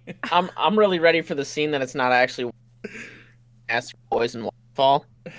That's gonna be pretty dope. Poison waterfall. That's it's an acid waterfall. Right, yeah. Yeah. They'll never expect the acid waterfall. right. Thanks, Nico. I wonder how many of these maps he has. It's pretty awesome though. I'm guessing a lot. We were talking at work I heard him talking at work the other day about like how laborious some of this map making is, and it looks freaking good. He was like, once we run out of what I've made, you're just getting fucking stick figures the rest of the game. Please. I was like, yeah, just give me that MS Paint squigglies for shit. We'll make it happen. Yeah, I've seen there's a ton of really rad, just like designs of folks who playing in person, but using something like Roll20 to create maps, like projected maps onto tables and stuff like that. Yeah. Mhm. That shit looks Yeah. so cool.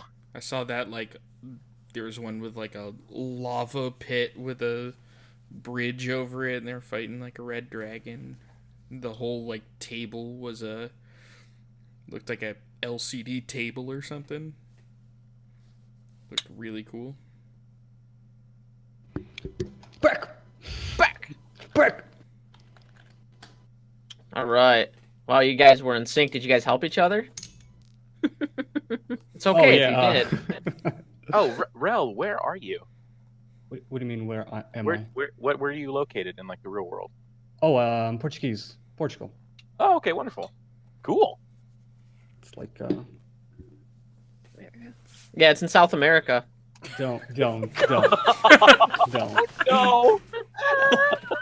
Sorry, Rel. I totally. Crystal was the one that did said it. I just spoke totally up. said it. Ooh, what are we drinking, Rob? What is that? What kind of It's Portuganian my potion? It's my chandy. Oh, It's my I mean, it says it's not alcoholic, but it says it's less than 0.5, so just a little bit of alcohol. Portuganian. Machandy. Rel's my So true good. love.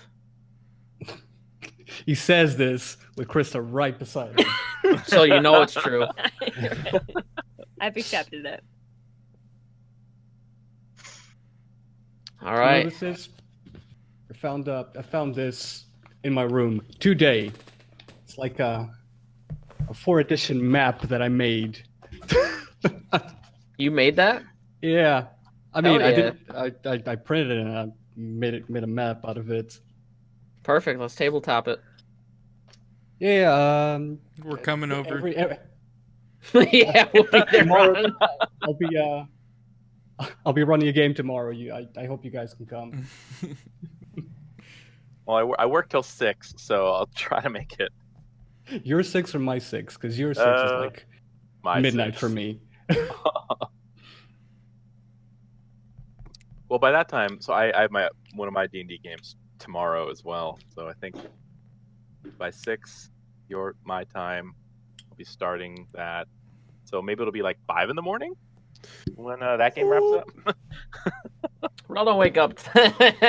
He's still awake at 5 in the morning. Fair. Okay, just so I can get a beat on how long you guys want to go tonight. Does one as close to 1-ish? I'm gonna try and close off on like good narrative points. I don't want to I'm gonna try not to end in the middle of like battles and just traveling through nowhere. I want to make it on points where it's gonna be neat. So I want to live in this game. I don't want it to stop. Right, yeah. Same. Okay. I'll keep that in mind, and we'll go I've got to time. You know, I don't, we'll go to a point where it feels good. Where are you saying, I've Jay? got- I've Let's got do it. effectively as much time as you need. Okay. Okay, yeah, same. Same. So If we hit man, like 4 a.m., I'm gonna be like, "Dang, man, I'm getting a little sleepy." If we hit 4 a.m., I'm gonna be like, okay, well, I'm out of beer. Yeah, right. yeah. Okay. Disclaimer for the next area: the cave map. This was the first thing I did in Roll20, and I was too stubborn after spending like 6 hours on it to like delete it and do something better because I learned more. Please, I can't wait. Wait, so I can't. they do it. survived? They're good? They made it in the cave? I mean, we're picking up in the entranceway for sure. But yeah, everyone's in the cave. Except for Covenant Seraph, you better keep her safe. So this is what y'all see. Don't touch it. Darkness. Some beautiful drawings before I found like textures and stuff. Yeah, dude. Yeah. Wait, I don't Okay. see anything. You gotta scroll. Oh, right. Scroll down. Right there. Right there. Yeah. Pull up. So hopefully, and hopefully you guys just see a path in front of you with a little river to the right. Got it. Is that what you guys see? Mm-hmm. Right up to about here. Yep. Mhm. Okay, sweet. See it. Everything is working as planned. Everything is So- going to plan. except- Except we can't move Except. our characters. Oh, here we go again. I forgot. Every time we load into a new map, I'm gonna set that before session once. Now that I know it's a thing. How So dope each are these tokens, though? Rad. They're rad because So good. our guy's the guy. Mhm. Are you gonna edit them as you guys like gear up and stuff and get cool? I mean, I wasn't planning on it, but I can.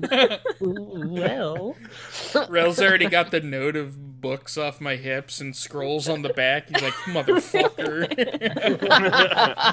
All right, more to add. He's like, nah, man, I haven't done that. He's got fucking 30 of them already. Ready to go. Okay, so No, I'm erase.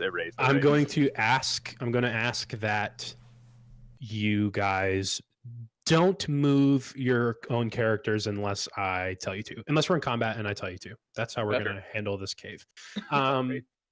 So you guys Can I enter. spin? Mm-hmm. Yep. Go, dude. Spin all. You can like enter the cave and just Koopa shell around if you want. Well, we'll see what happens to me. That's right. He's just Because- banging and clanging. Alagos walks in and actually, as a point of order, what go to your guys' character sheets. What do any of you guys have dark vision? What are your vision levels? I don't. I do. You have dark vision. Eric. Okay. Yes, I do. Anyone is else? Is that under senses? Yeah, I think so. Let me pull up a sheet real quick. Man, I think it's under like features and traits Features and and traits. racial Yes, traits. features. Oh, yes, I do too. Wait, what? I don't see it, but I know I do. Description, maybe? Nope. It's under my features. Really? Yeah, Yeah. I know that. racial traits. Okay, apparently not. I thought I did. Oh, it's a tab. It's a tab. Racial traits. It doesn't look like Dragonborn have it. No, Mm-mm. Okay, Hmm. so that would mean that I would like to cast light. Everly and Alagos can see. No. No, I cannot. I thought Everly's I. the only one with dark vision. Yeah, I got dark vision. Yes, she does. Okay, so Sarah then doesn't have dark vision. do changelings have dark vision? No. Just Okay. normal vision. So then, man, you guys, I'm trying to figure out if I should adjust. I guess I'll give you guys the site just because Everly can see it. So I think that it sounds like Coven is ready to ameliorate that situation. okay. Well, so before you can cast that, Uh-oh. because of the order that you guys came through, Alagos is going to come through the passageway, and you're going to hear that sound of water strongly coming from your right. And if you don't have dark vision, you just can't see it. I'll say that you can see a little bit of it from the light that's passing through the whatchamacallit, the Slit. the light that's passing through the slit, and you see it refracting on some water that's streaming in a small stream down the right side of the cave. And then as Cash follows in behind you, you just get like a Clang, clang, clang. as it just like grinds on the slit as you walk in. Yeah, exactly. Let me just get right on. And you kind of get through that last little, and you just like shake it off a little bit, like, ooh, sorry about that. And as the two of you, let me actually do this. Yeah, like if you just put the other tokens in like that white space for a minute, that'll be like we'll know Yeah, they're not actually yeah. doing stuff. Let me.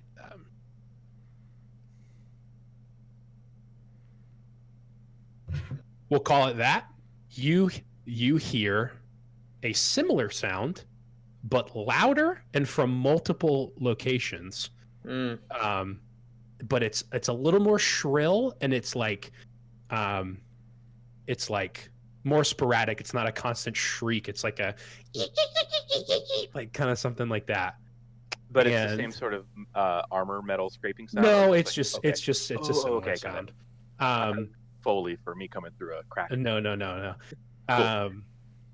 And I guess, man, neither of you would see it. Neither of you would see what's happening. So, you- Quickly. Sorry to interrupt. yep, go ahead. Could I cast the dancing lights at any time? I'm gonna say that you are like in the you were after Seraph, so you're still outside at this point. Oh, okay. You can yeah, this is basically like as Cash was passing through, the noise is causing something to react close by to you two inside. I'll say that you guys outside can hear it, and you can see obviously that there's no light in this cave, and if you want to preemptively cast lights now.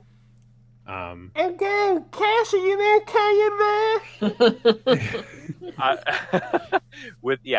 As soon as I'm able to like land and stand up, I would have said, "Alive!" How's it looking Breathing. in there? That's all I always would have said. It was alive and breathing. Okay, so light. Let me look.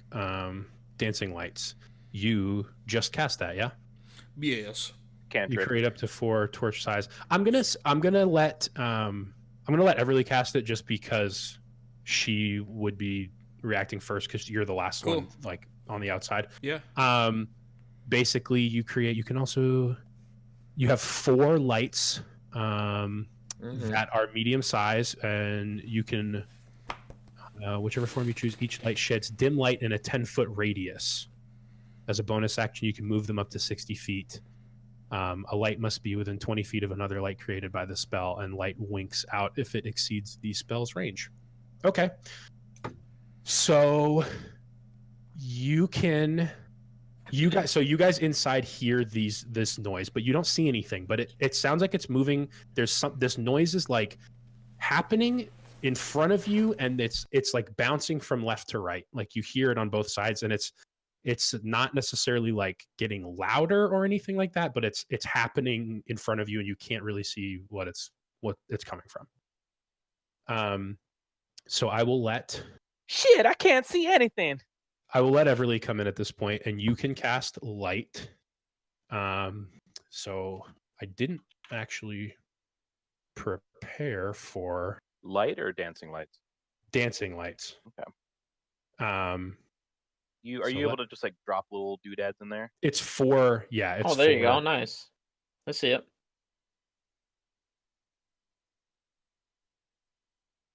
See that? Okay. Mhm. And I'll say at this point, I will let you locate them. I'll let you point me to where you would like them to go once you walk through the You the can thing. So you want to you can hold the just left measuring click 60 feet to ping. right? Is that who's pointing that? Is that Cash? That's J-Lo. Just I'm measuring 60. Yeah. Your little snap thing.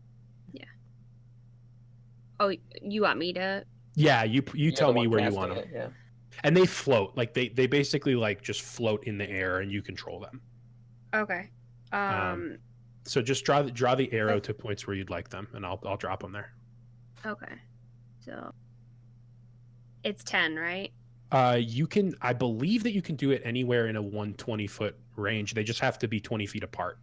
Oh, okay. Yeah, so you have this whole area that you can see even past it if you really want to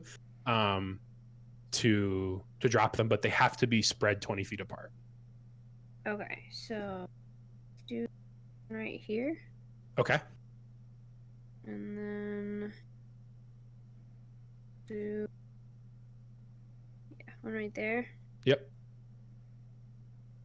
and then we'll just do like one right there. Did you see that? Yep. Yep. You got one We'll more. just move it up to right there. Okay. And then, or do you want the other one like there, Yeah. or Yep. or closer perfect. to the entrance, or Maybe It's this. 10 feet of dim light, right? you get 10 feet of dim light. So basically, the squares surrounding that square is where Is it causes 10. vision. Yeah. Okay. So yeah, we'll put that last one right here. Okay. Actually, do you mind moving that? Which one? This one right here. Yeah. Okay. Yeah. That. And yeah, because the 10 the other way. Might as well give her the ability to move the lights. She can with a bonus action. Or like in roll that's- 20. He means Yeah, the in roll roll 20 mechanic. Oh, right. Yeah, let me do that then. It'll just take a second. Here, I can actually do this. I remember where you wanted them, but I think I can just to practice a couple nifty deals. Oh, it won't let me. Dang. Sorry, fam. Giving like objects. To, There we go. to a player. The one at the bottom left you can move now, Krista. And then now the one on the bottom You gotta right you use your should be able to cursor. move. Oh. There you go. Nice. Oh, okay. Sweet. Nice. Neat. Okay. Fucking technology. Damn. Right. Dang, dude. We don't have the technology. on my crayon map. Still I don't even technology. remember where I put them. Yeah, there you go. It was here, I believe, and here. Or you had one farther forward, I had one, yeah, like here, I think, and then one Um, over here. like that. Yeah. I think you can spread Okay. this up just a touch. Nice. Here. That's good. Yeah, I yeah, think that looks that. yeah. I That's think they good. were a Okay, little yeah. more even. Yep. Mhm. What are they all the same color? I'm curious what they look like. Ooh. Did I get cut off? No. No. That's for you, Krista. You can tell us however you want that to look. Add a little Oh. flair. Is Yeah. it so? I'm trying to decide. I'm trying to figure out if it's 10 feet from the point in the center there. Like, do you? Yeah, I would think so. Like 10 feet. Yeah. Yeah. 5, She's lighting this bitch up, Nico. So you could do 2 squares from the. You could basically do 3 squares outward from that point, right? Mhm. Is what I would think it is. Yeah. You have to So go luminous when you do it. can you guys see that aura? Do you guys see that? Yeah. The glow, that I like just yellowish. drew a Well, square, I'm we sorry. see a I just yellow drew square. I'm the fucking worst. I'm so sorry. It's fine. It's fine. I'm so sorry. It's okay. I don't see the aura. I'm trying to see how I can get that visible for you guys. I'm pretty sure there's like. Oh, here we go. Y'all see There that? we go. Okay. Yeah, Mhm. Yeah. That's Yeah. cool. Mhm. Okay. Let me plug those into these. Neat. Sorry to take some How dare you learn stuff? airtime, right? Yeah, this will just be super helpful for you guys, for your guys' sake. So I'm gonna take the time to plug it in. And then just like as we move, the easy thing to keep those lights going without like making it super muddy with like specific movement, you can just do like Liam with Caleb and just like, and I move those ahead. Right. Moving the light ahead. Let's go. We So shall see. Yeah. I'm gonna say that you drop these lights down. At the same time, I'll let you move in here, and then at the same time, these guys squeeze through. And as your lights blop blop blop, just kind of apparate up. I'll say they apparate up around you, and you move. You drop this one down first, and then this one that's moving down second, and then this one that's moving down third. Oops. And then when you drop this fourth one, you see Ooh. what is the source of the noise that you guys had been hearing. I want Do to you guys- ask Everly what color are these lights? Yeah. You can pick literally any color.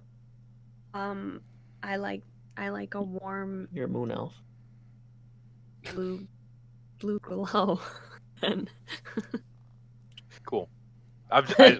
Cool. I didn't mean to interrupt. I just want to hear it.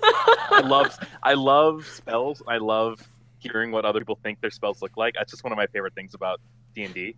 I was just Yeah. curious. All right? I didn't mean Yeah, to- I think as a new player, you know, I would say like I think my confusion comes from like when I describe what I'm doing versus when the DM describes what I'm doing. You know what I'm saying? Like I know there are certain times. Yeah, I'll hand it to you. I'll hand it to you when I want you to. It's basically like once you make a roll for something, I'll kind of tell you how the roll comes out. But Okay. in like an RP sense, you kind of are just doing what you want to do. And if you say something that triggers a skill, I'll chime in and tell you the skill, and then I'll explain the outcome. Okay. It's kind of how that's going to go. Do you guys see what came through? Is it visible to you guys? That's like a- Sure did. oh Look at shit! like Hold on. Let's fix our server. Oh, Whoa, You're robots! but Hold on. Dustin created a robot. Am I a robot? Yeah. mhm. Yep. One sec. I hear Rel all right. Ah, God damn it. Hold on. Justin's voice is all over the place. I just reconnected and it sounds.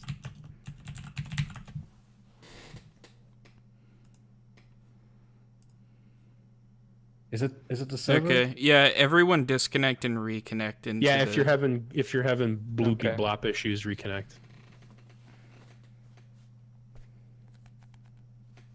Hello? Hi, can you hear us Hello, better? hi. Howdy, gamers. we had to You guys good? reconnect into a Are we good? worse Yeah, we're good. server. Yeah. So you throw a light up right next to these bats, and they shriek, and they start looking a little hostile. And I'm going to ask you guys to roll initiative. Oh, baby. Oh no! It's trash again.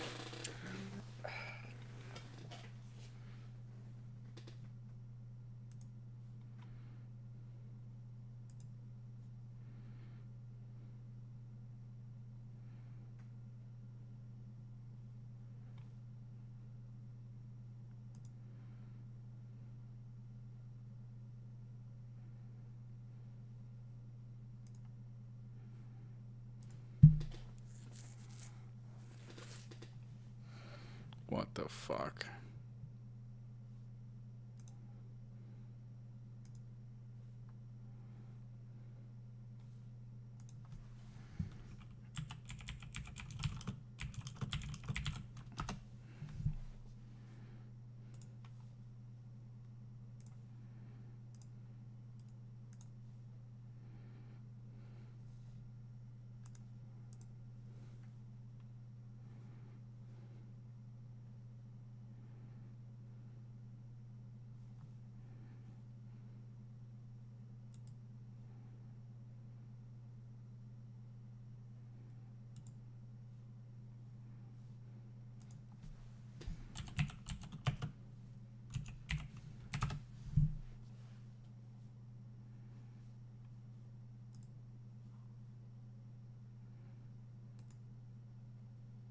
There we go. Hello. Mic check. Hello. Test. There's Cash. Test. Dusko? Yay. Okay. Say something. Check. Perfect. You goob. There we go. Jay? Banana hammock. JLo, you in here? Yeah, can you hear me? Yep. Perfect. Okay, this sounds better so far. Sweet. Was someone saying something before that all happened? Oh, I was just yelling because I was excited to roll initiative. Hell yeah. So yeah, if you guys could roll initiative for me, that would be sweet. Got a nat 20. Initiative. Got a 10. We can double check. Is that a D20, guys? Yep. Yes. For initiative? Okay. Oh. Oh, I meant to grab my dice from your house, duder. Hold on a sec. Let me do my rolls. My initiative's low because I had a book out and I started looking up how to speak to the Wanderer to cast some light, and then saw Everly do it, and then closed that book, grabbed the other book, went into the stat blocks, and went another check mark for Everly. Awesome. He's gonna get a good review. Yeah. Your quarterly review is going to be impressive. Can track in the woods and can cast flickering blue light. Useful. Very nice. Once again. Okay, So I sorry get- guys. My Straight killing it, though. my commands were whacking out. Okay. I was going to say for Alagos and Everly, for me, my question about like flavor on the spells, like Mhm. the spells as they're written, they happen and they do stuff, but if you can add like kind of flair and stuff to them, like I don't know, there's certain things that can look different or sound different or be like kind of unique to the different spellcasters. Within reason, I feel like Nico would tell you if it's like, oh yeah, well it's I cast 4 lights and they're all 80 feet tall and they're the size of a planet. Right. But yeah, just like the little bits of flavor. I don't know. I'm a big flavor guy. Flavor Sure. king. Like when you're some might casting say. Me spell, you- too. Yeah. Okay. Yeah. Okay. I have to add turns to you guys. Let me do that. You know, this like isn't on in any the- particular order. On the like practice run that we did, and I was like describing my like gauntlet bracelet holy symbol bullshit before I casted a spell. That was just like Amazingly so, yes, I do. flavor. Got it.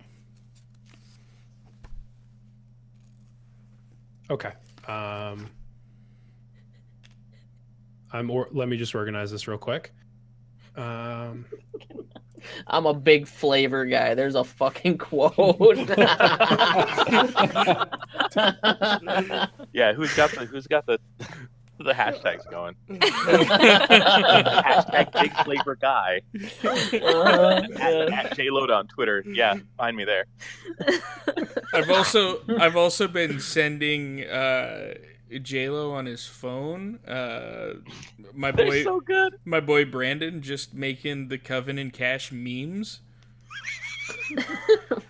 I've got a SoundCloud rapper cover Covenant Cash covered in cash with I love everything about that dude, honestly. It's really good, then sent me a Coven Boucher from Waterboy. Did you just throw it in Discord? I did, yeah. And for our Patreon supporters, you will be able to see the album cover. Yes. And Eric and I will record the tracks at a later date. Yes, we will. I actually don't see an initiative roll for you, Dustin. It's 10. Why don't I see it? I That's didn't. weird. I don't use this Oh, right. fandangled machine. This I also confangled. I said mine out loud. What was yours? Sorry. Do you Nat remember? 20. Nat 20, dude. Okay. -1 because I have an 8. So Covered in cash. That's awesome, dude. we're about to be covered in cash after we get these dogs. Hopefully. Who has the money? Who has the half of the Everly. money? Everly, Everly, yep. and you all saw that transaction. Oh yeah, I'm carrying 12 pounds of dog food. I Okay. put it in So my pack, I guess. I think. So first to move is going to be Cash. Yeah, and you said these creatures became aggressive. Yes. Okay. And now that you see them, I'll tell you now that you see them, you see a like a swarm, like a ton of these like small fluttering creatures moving around shrieking. There's like roughly 10 of them in like a cluster, and then you see behind them one that's like almost the size of the entire cluster. So like you see a small cluster. You see, so that first token right there is like a swarm of bats. It's like a Gotcha. it's like a And then group the of one- them, and then the one behind it is a behind much larger one. Oh yeah. So let me check what my sheet as a fighter. Oh yeah, I'm running in. Yeah, Cash runs in. Yeah, Cash will will just sort of as there is as a way to sort of intercept them from approaching the rest of the group. We'll Sweet. just sort of brush past Alagos and just kind of run up to the nearest one. Get them, Okay. Cash. You should. Yeah, you can. I'll let you guys move during combat. Just show me where you're going so we can like make sure the movement's proper, and then we'll I'll let you guys measure and then do what run. you do. Yeah, and she'll just like, well, these are apparently my new friends, and I will protect them. And she'll run forward and go to just swing into the swarm. I think that probably makes the most sense. Yep. Okay, so I'll Just like roll a to attack. slash through the mass. Yeah, so I have my sword. I have my sword, like as she like. I like the idea that as she brushes past Alagos, the shield comes out and like just sort of pops in front of him real quick, and then she pulls the sword out and then runs in and goes to attack the first swarm of bats. Gotcha. And so that is a 17 plus 5. That hits the swarm. Nice. Awesome. So 22. And then damage is 1d8 plus 3. 1d8 plus so 3. that is 7 plus 3, so 10 damage. So I will say you with fair accuracy, now that you have this light right next to the swarm, you're able to slice through. You're able to slice through this swarm of bats, and what you could feel on your blade and what it looked like when you did the slice, you hit about 5 of these bats, but the other 10 that were in the cluster kind of didn't get hit by the blow. So the group itself is going to take less damage than your full swing would be on like if it was one being.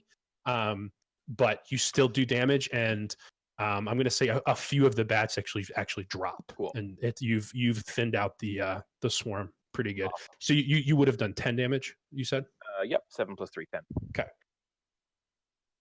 Oh, sorry. Yeah, 7 plus 3, 10. And so that is like, so this like token here is the swarm of bat. Correct. The like lighter colored one. Yep. Got it.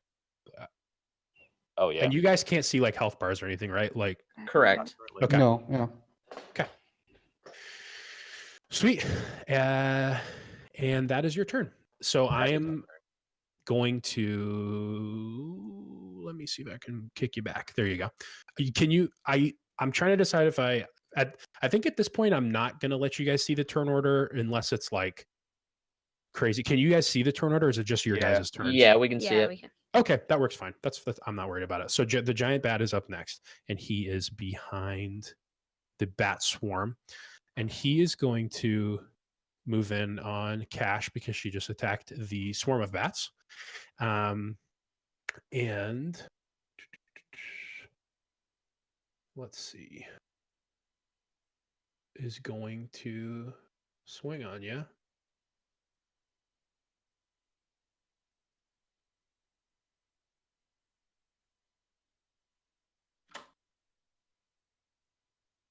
And What is your AC, sir?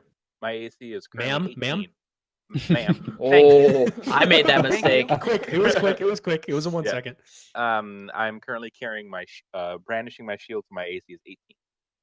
Okay, this bat, relatively large and depending on what you consider dangerous, like relatively imposing, kind of flies down at you and opens its mouth and shrieks a little bit, and it comes in for a bite, but it kind of grabs onto one of your heavily armored shoulder pads and shakes around a little bit and doesn't get any of you.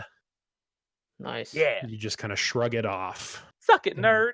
The bat kind of flies back up and it's in a hover, just looking down at you, shrieking. Well Mean played. mugging.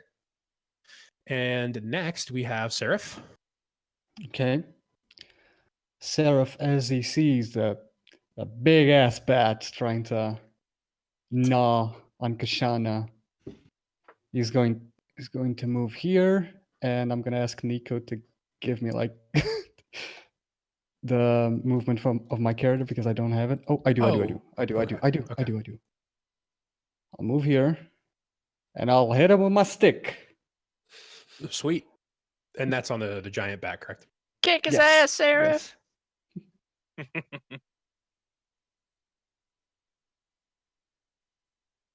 It's a 12.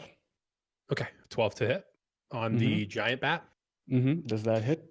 So you see this bat bite onto Cash's shoulder pad and shake around a little bit, and you wind up and you go to crack it over the back with your staff, and just as it's realizing that that Cash's shoulders are not biteable, it retracts, it kind of pushes off his armor and floats back, and you whiff, you kind of like put your quarterstaff right through where it was while it flies backwards a little bit, and you actually do miss.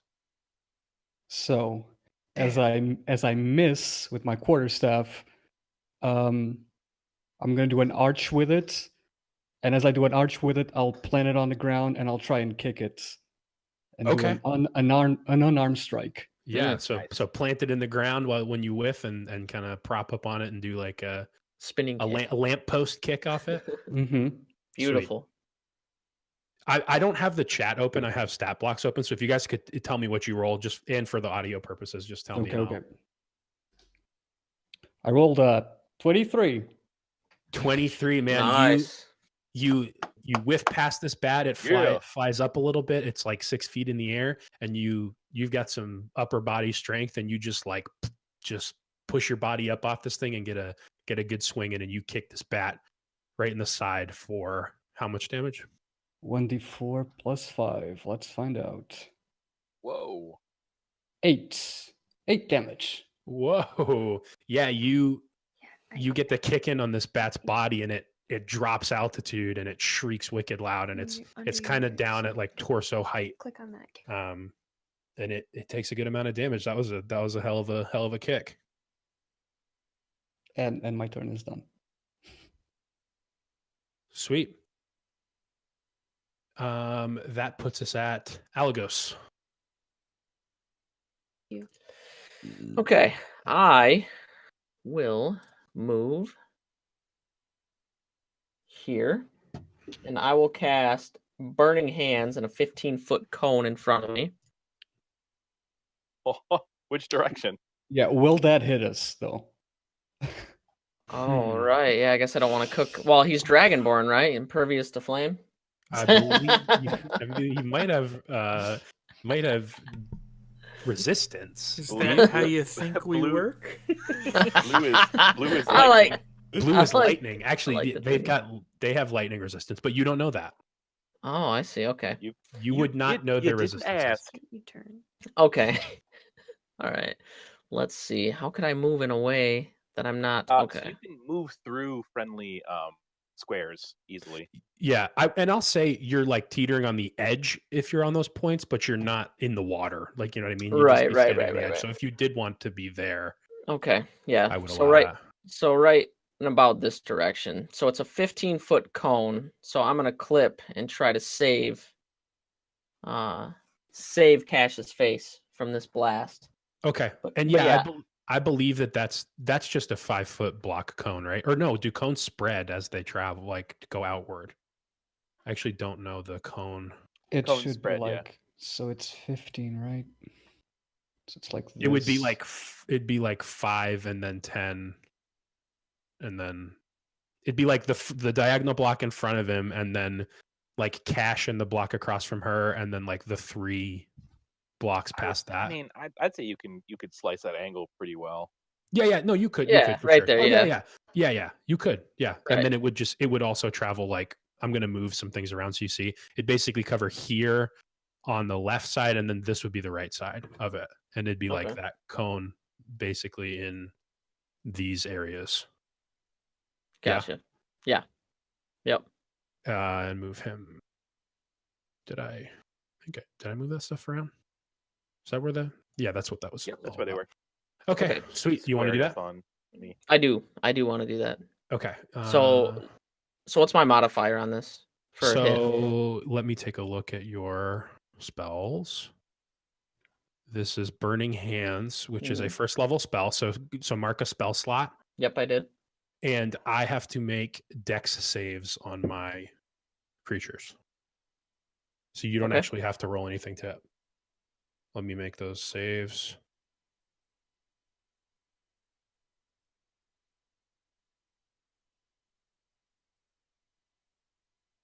Both of these creatures fail the death save. Man, those are such bad rolls, guys. I rolled really bad. I rolled really bad. Good. It's about damn time. All of these bats are completely occupied. The giant bat's getting whooped, and Cash dropped a couple with a swing, so they're not paying attention to the Genasi that rolled up behind him and started cooking up his palms. So yeah, go ahead and roll damage and tell me what this is looking like. It says roll 3d6. So I roll this d6 3 times. Is that how I understand that? 3. Yep. Yeah, just you can do / roll. Just write that exact sequence 3d6. Yeah. Or if you, I don't know if you have dice or whatever, but yeah. Yes, queens. That was a 16. Whoa. 16. Let me tell you, whoa. It's our time down here. Cody's nice. Yeah. So tell me what's going on here. You rolled up, you got positioned pretty good. Yeah. Being mindful of where your friendlies are. Yep. And Yep. tell me what this looks like. Okay, yeah. So I roll up and I see Cash and Seraph to the left of me. So I pick my hands up and I put my hands in like a V formation, touching my thumbs together.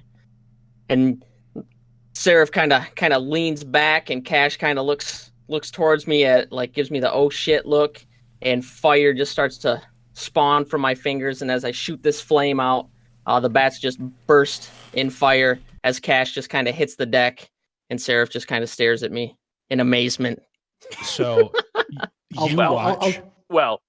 I'll tell you something. You explain your spell, and we react to it. I was gonna react to it in a positive way. Yeah, you don't take control of our characters with what we but now that you decided to, they fucking watch in amazement. You get nothing. They pissed themselves. Let's pretend I didn't roll 2 6s. Okay, that's fine. You guys didn't see, but he GM messaged me. He's actually casting Charm Person × 2 on his bonus action. So, and I autofilled you guys. So yeah. No, but fair enough. Fine, guys. Fine, whatever. Fine. So you rip a gnarly cone of flame straight out your hands, and you watch as this giant bat that's in front of you. You hit his left wing, and it just starts burning down like a candle that was sped up. Like you burnt a candle and put it on like a times 200 speed, and you just see it just melt down onto his body, and it hits his body, and he just disintegrates into like a pile of flesh on the ground, and that is toast af. Whoa, nice. I did something. And then the swarm of bats are also engulfed with the remaining flame that passes past him after after you hit that bat, and the swarm of bats drop like flies until there is one lonesome, unscorched bat just squapping, just floating next to Cash. One bat. I'll take I that assu- opportunity to be amazed. Yeah, and that's I assume that's that cone counts for whatchamacallit, AoE, right? Because it's in that cone. Yeah, it's So cool, he's yeah. hitting all that stuff. So yeah, this bat swarm is reduced to a solo dolo bat. Damn, Alagos, that was cool. Hits things with stick, shoots fire from hands. And you guys, with that too, you guys are just lighting up this cave. Like, it looks like someone's shooting off fireworks on this bitch. You've got like globes floating around and flame, like massive jets of flame flickering off. And it's a small enough cavern too. Like, you guys felt the heat from that. Like, you're toasting up this cavern.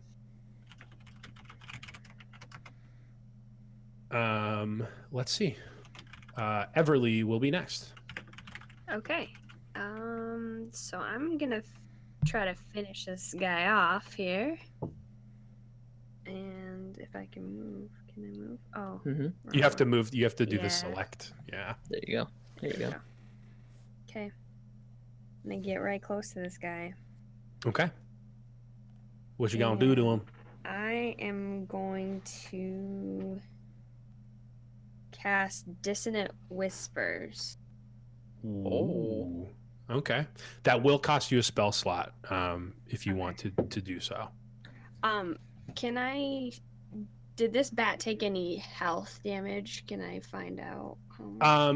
I can. So the way that it's treated, the health is more or less determined by the swarm itself. So like, this bat hasn't necessarily been like phased itself, but it seemed like the other ones were really easy to take out. It just was like the sheer number of them. So like, it's not gonna be. It doesn't seem like it's gonna be too difficult by any means to get this bat out of here. It's just whether or not you can get to it, whether you can hit it. It's small, so it's Okay. All right. Well, but- then I'm not gonna put the big guns on him. Okay, I would say that that's a good choice. I will let you. I'll let you in on that. Okay. So I'm gonna decide to hit him with a dagger. Sweet. So yeah, just a melee swing dagger attack. Hardly know her. Okay. And- So that is 20, right? So you have your D20 plus 5. 5. Get him. Oh. Okay. I rolled a 17. Nice. With that 17, regardless of the amount of damage that you deal, you Nice.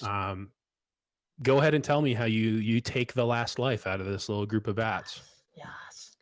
Well, even though I'm not casting any spells, I go up behind him with my dagger slowly, and as I plunge it into his back, Everly says, "You are dead, motherfucker." Let him know. Got him. Shots. Shot. All right. And I love that And- you're underneath one of your lights, so you're in a spotlight. Yes. Just created You light. are dead, motherfucker. Welcome to the Everly Show, folks. Hell yes.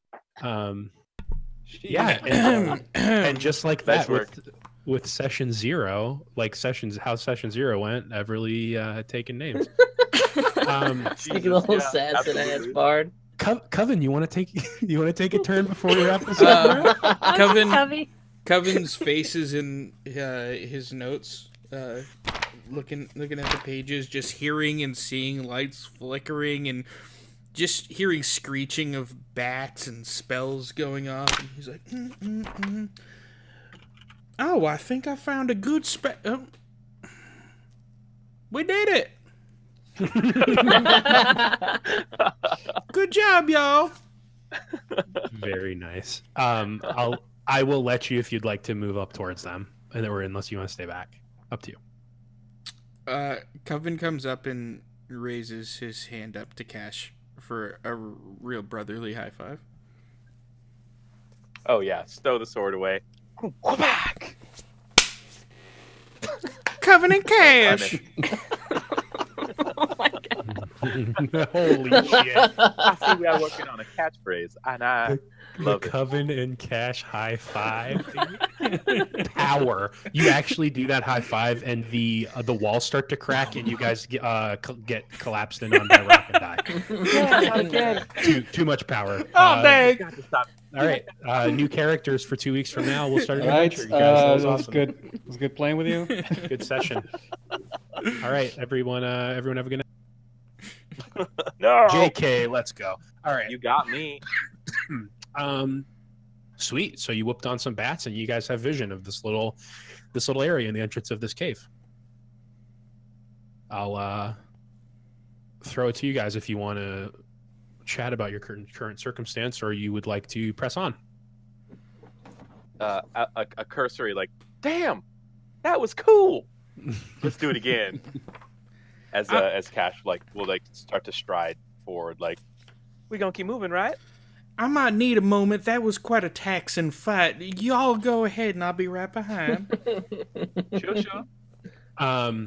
So I will say, since you guys were attacked when you came through the door, it seems like this cave is inhabited by, whatever it may hold.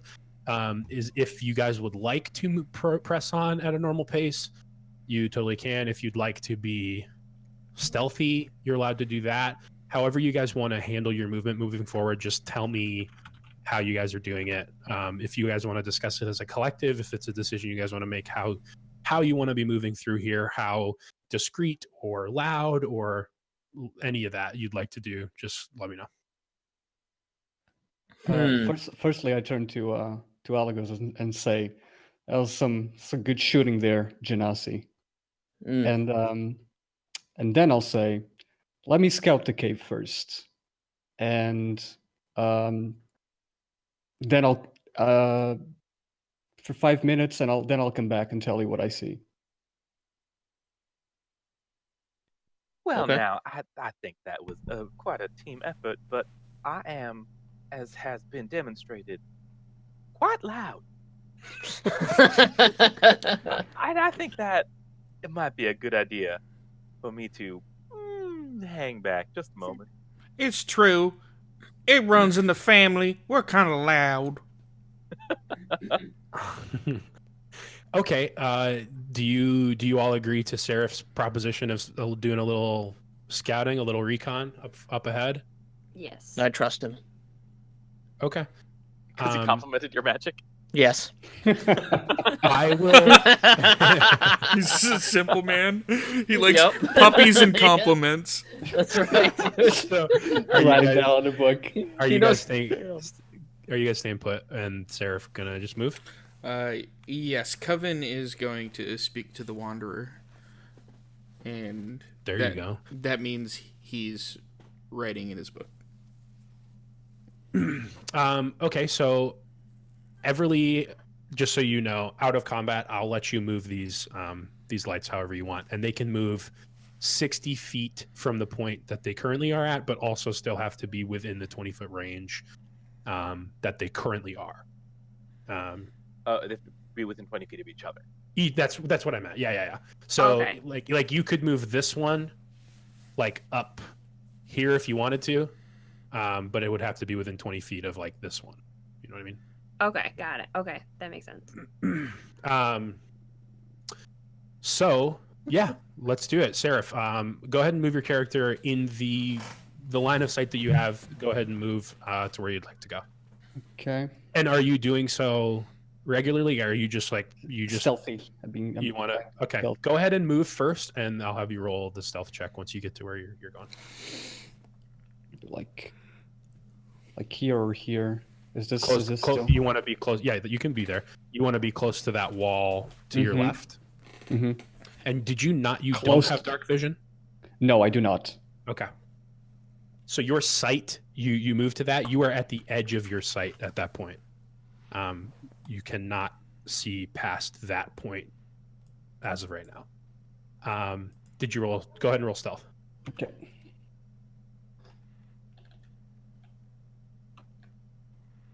Cash Not an definitely takes S20.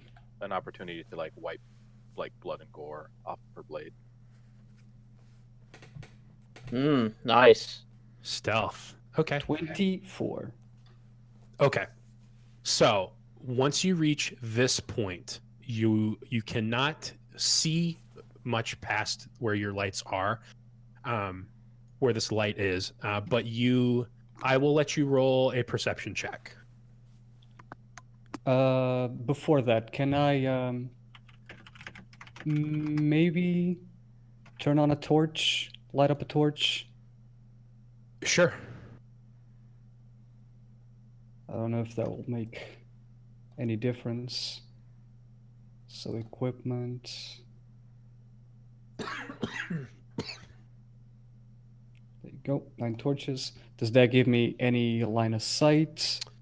Yeah. So let me even see what torchlight gives you, because I'm not sure. It might be something similar to dancing lights. I assume it's like an amount of visibility. It's pretty close. Yeah, because the dancing lights are like sort of a very short.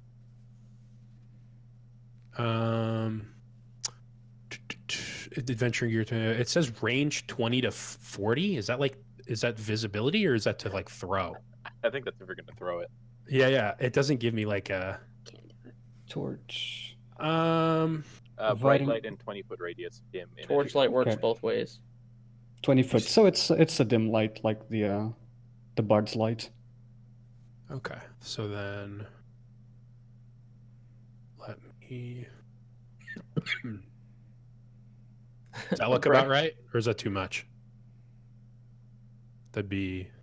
Do you guys see that? Yes. Mm-hmm. Okay. Now is a torch stealthy? Yeah, So once Not you hard. cast that, or you light up that torch, you would go roll me a perception check, please. Perception. All right. Yeah. 19. You hear, as soon as you light the torch, you hear the torch come up, and then you hear, what was that? Something's out there. Oh no, we're not ready. What do I do? I'll quickly turn off the torch.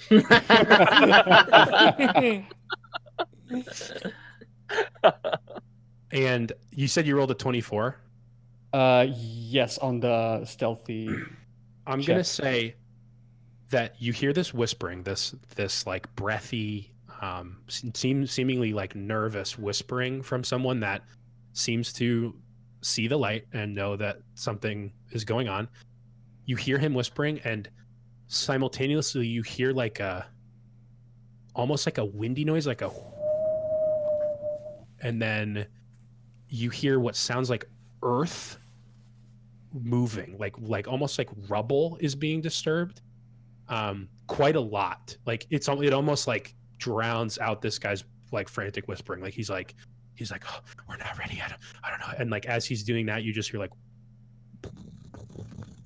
just like a gravelly like rustling, and that's what you hear. And okay. Did you say you put out the torch? I did. So Okay. there's no need for you to take down the fog of war. I think I gonna can't turn hold on back. because you would have gotten it just for your like peace of mind. Wait, hold on. What am I doing?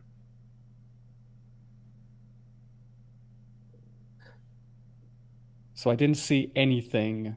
This is what you would have saw when you turned the torch on. Okay. That is fine. I'm just gonna turn back to the party, and tell them we are not alone in this cave. There is clearly something conscious that knows how to talk in this cave. What did you see? I didn't see anything, Janasi. How do you know? What How do you know we're not alone? I heard whispers. Hmm. Something or someone or something said we are not ready.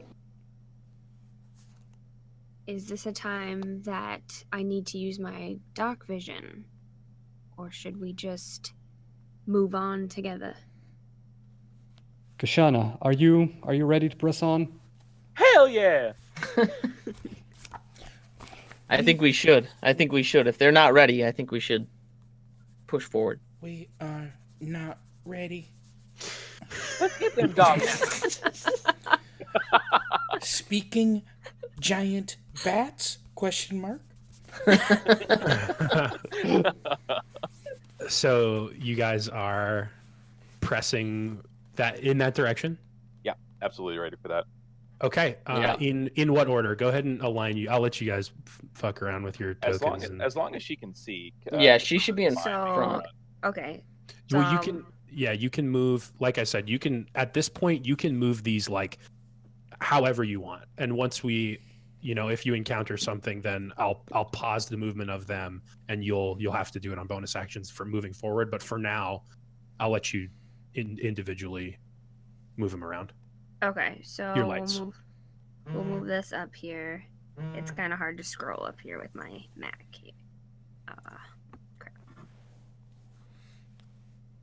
Podcast brought to you by Windows, Like, PCs. what are we sponsored? Sorry. by Linux. I'm absolutely teasing. No, that's Till still, that- you're fine.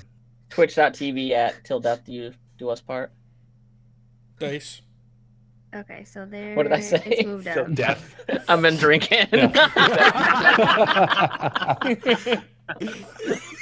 Fuck you, bitch. You some podcast.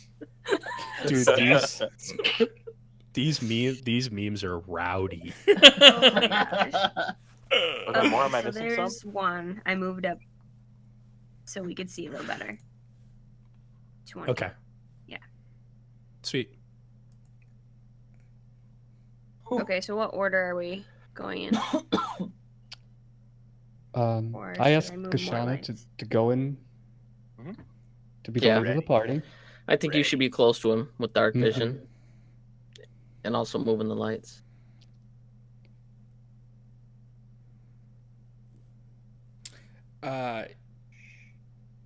In the back, Coven now shrouded in darkness as that orb went away. Just fade into the shadow.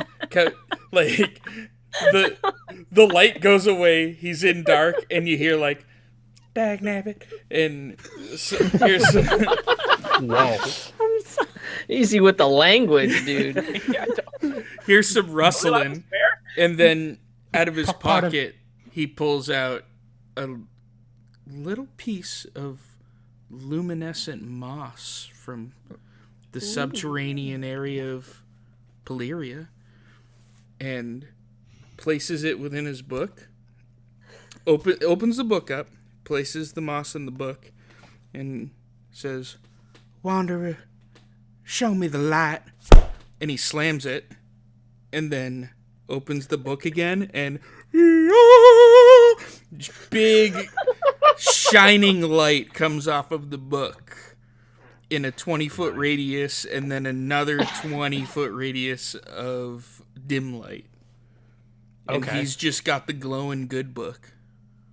Is the 20 feet, is that past the other 20? So it's like 40 altogether, 20 Uh-huh. fine, and then okay. Let me see if I can set that up for you.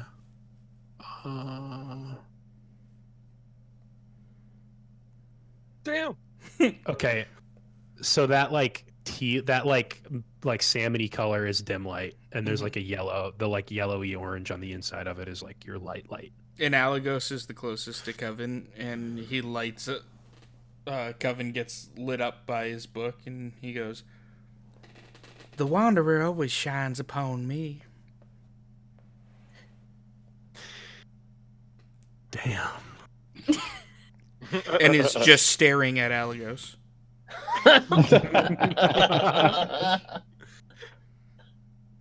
Okay. I'm not even paying attention to that. Just He's socially awkward, so he's still staring at Alagos. My guy. Okay, so set your guys basically where you want to be once you start progressing down the tunnel. Is this where you guys want to be and presume movement from this point? I feel like Everly should be I'll be up front. Not quite in front. I would say maybe next to Cash. Mm-hmm. Okay. There you go. And then I will take up Rel's rear. Seraph's rear. Seraph's rear. Sorry. Very Coven's hiding in the back. Okay. This giant bright book, as hidden as possible.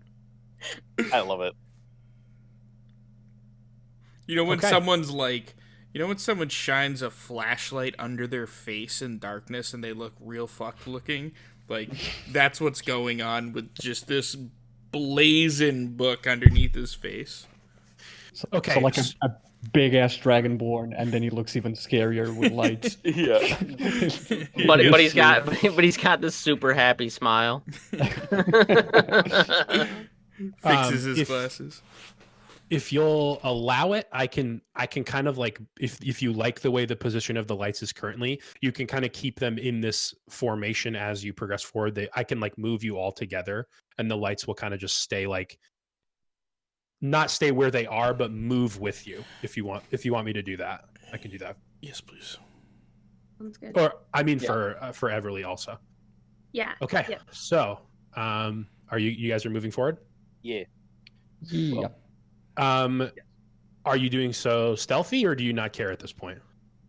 I these say we lights? move. I say we move as fast as we can because they're on the run. I think we're about as bright as the sun. Ain't no stealth happening right now. Word. Okay, so you want to Clang, move. clang, clang. You want to move right up to about where you just pinged it. Sure, yeah. Okay, so I will drop you guys here. You might be. I might have to. I'm gonna have to draw some fog of war for you guys. Give me a sec. Do you see stuff? Nope. Nope. Everything went black. Hello? Here we- Anybody here? Nope.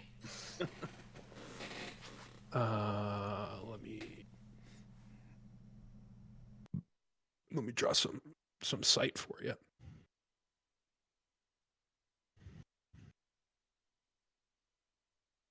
Nico, what kind of headset are you rocking? Man, I don't even know. Hold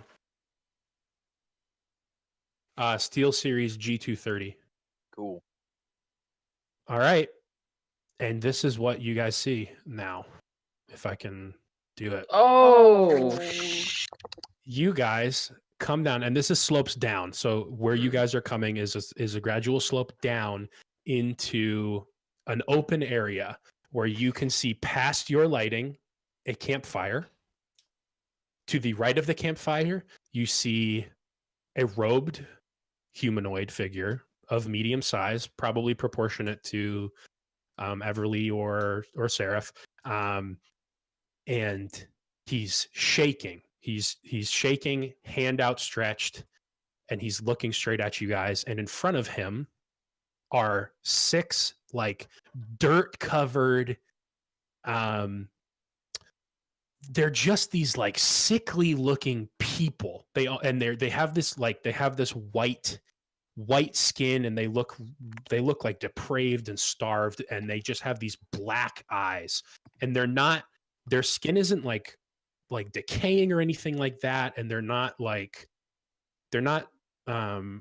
doesn't look like they're like quite like rotting away or anything, but they look like super withered and just these mindless husks of a mass. I know the tokens look like they're like bleeding and like ripped open, but they don't quite look like that. They look just like these, and they're like naked too. They're just these naked human looking white husks of creatures. and you see 6 of them about 10 feet in front of this robed figure, and they're just like mouth open, kind of standing and like wavering, all in like a group, just like doing this like dissonant moaning. And Damn! the hooded figure says, we need more time. All of you need to stop them. And he pushes his hand forward, and these creatures press in on you guys, and I'd like you to roll initiative. As they do that, Dick, you need more time. We need 3 dogs. 50 goals at stake. Did you roll? Would you want us to tell you in any sort of order, or? Yeah, I got to do my rolls. Hold on 1 sec. Okay.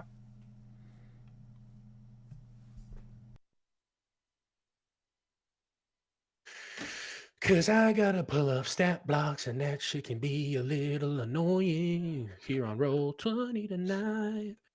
Holy shit. Think you should have played a bard, maybe. Oh well, I've got one on deck. Yeah, instead of playing DM. There's NPCs out there. Don't All sweat it. right, yeah, true. Wow, man, these boys have bad initiatives, dude. Sort of peek behind the curtain there. Nice. Whoa. Okay. It's player knowledge, not character knowledge. Fine. What happens if something rolls a negative in initiative? Does it just goes disintegrates? Oh, it goes. It's gone. It's just It just goes real slow. yeah. Okay. Oh, you killed it. Nice. I gotta give you guys. I gotta redo the initiative thing because it still had the bats on it.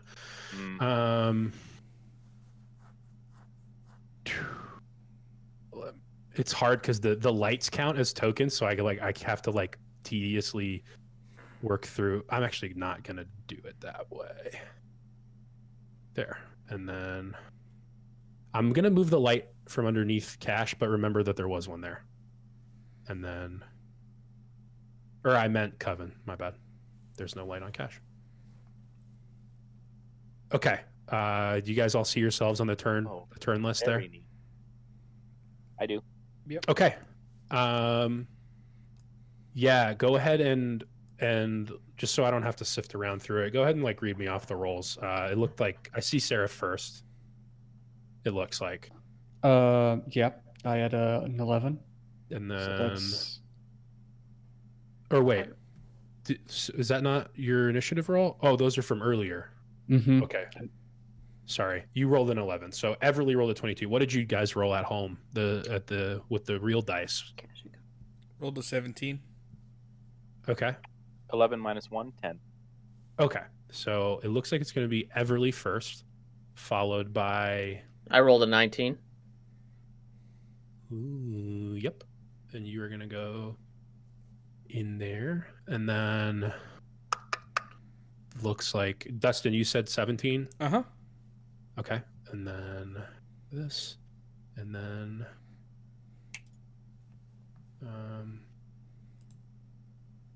that is the order. Let me plug some numbers in so we don't get confused.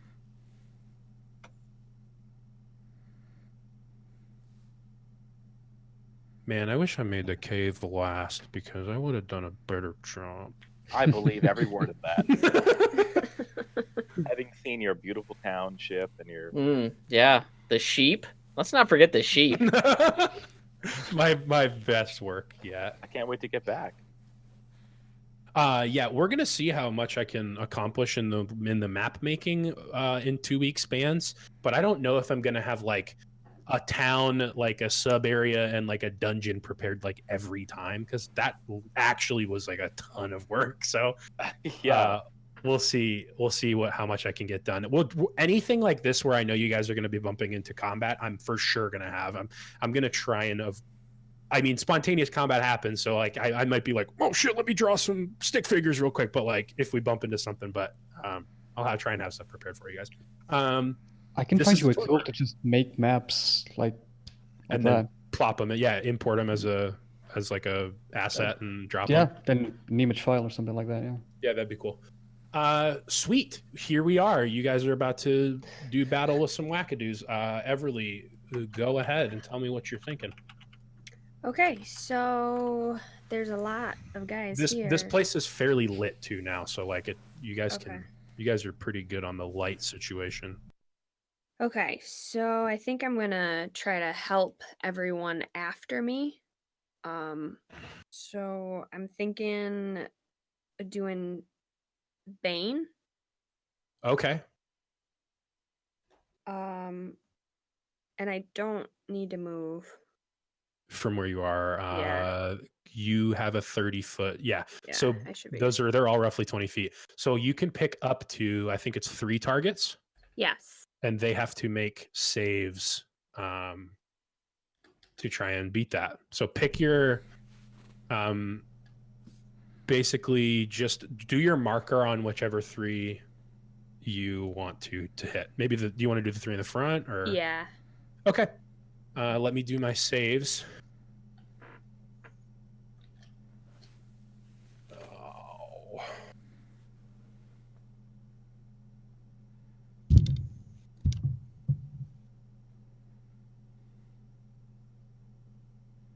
Sorry, I gotta do all 3 of them.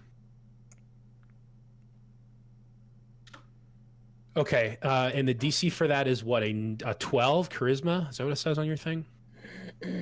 Yes. Yeah, Yep. hit DC 12 charisma. Okay, so the one farthest to the left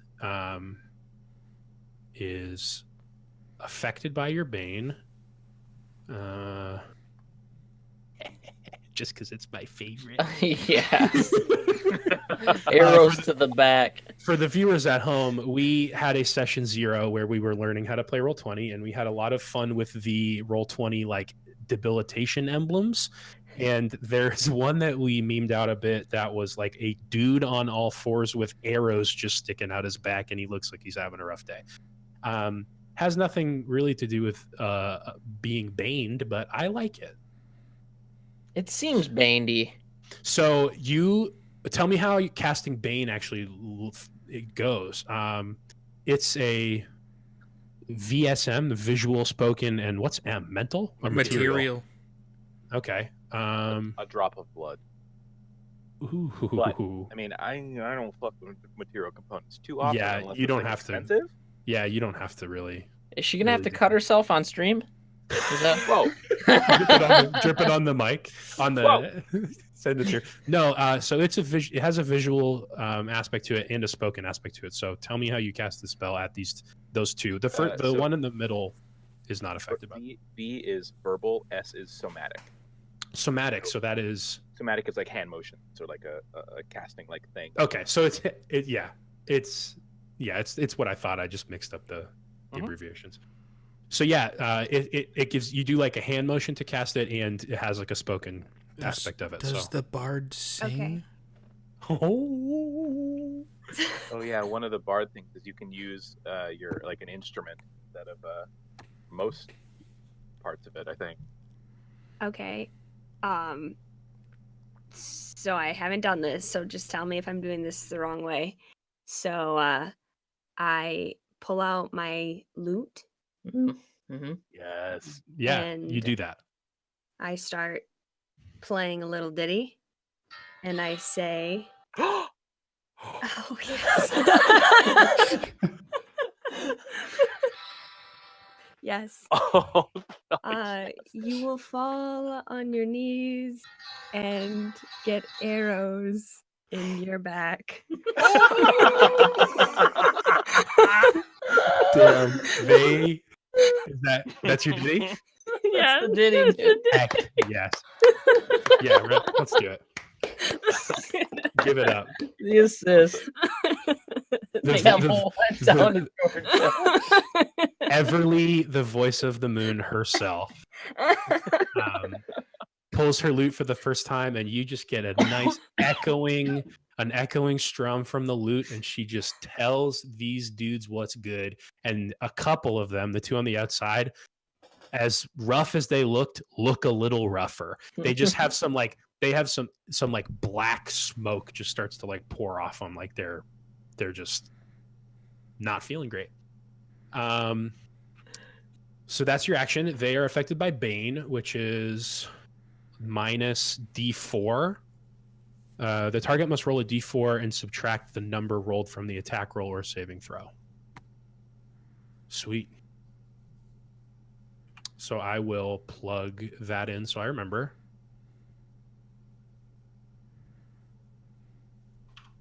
Okay. Anything else you want to do on your turn? That was rad, by the way. Thank you. And no, I think I'm good. Okay. That puts it to Alagos. Hey, time to roast them. All right. Well, they are situated pretty perfectly. So I will take a step. Let's see. How far away are these guys? 15? Oh, yeah. Okay, perfect. So I will be casting Burning Hands again. Take up a spell slot. Let's Sweet. see. And this was... So many dex saving throws. Oh, right. Yeah, that's your roll. Yep. Let me see. Oh, I was gonna say in Discord, Dustin, the thing you linked there, is that the 15-foot cone? Uh-huh. Okay, coming from the like winged creature? Uh-huh. Okay. So then you would be, if you were here, you could Okay. hit So it's- all but the farthest to the left. Okay, so it's... trying to do this at the same time. So it's 15 feet wide by 15 feet in front of me, correct? Right. Yeah, Okay. at the end of it. Right. So like 15 feet out and wide. I believe that's accurate, right? He would hit the 5 there, the farthest, and he'd miss the one to the left, or would he hit it all? Would he hit all of them? That looks fine. Cones are weird. Just based on the way you aim it, Eric, I think you could hit the 4 to the left or the 5 to the right. I think is how. Okay, yeah, that's fine. I'll hit the 5 to the right. We'll save this guy in the end. Okay. So spend one of your whatchamacallits. Did do. Yep. Okay. And I have to make, what is it, a 12 deck save? Yes. And don't forget the Bane one. Oh right, Right. yeah. The Bane. Holy cow. 1, 2, 3, 4, 5. Let me check. This is, sorry guys, bear with me. This was a lot. Yeah. My bad. No, it's fine. It'll be worth, well, the outcome, I presume.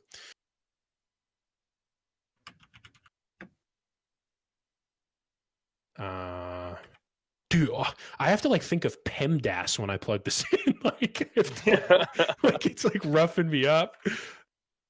I think you can, Alagos, you can roll the damage now, and because it's halved if they save.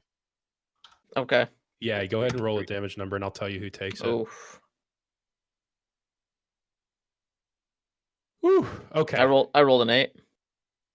You rolled an 8 for damage, and I rolled for 5 of them, and it's a DC 12. Okay, so you rolled in. What did you roll? An 8? Sorry. Correct. Yep. Okay. You hit. Ooh, actually, that would only work for one of them, but that still wouldn't.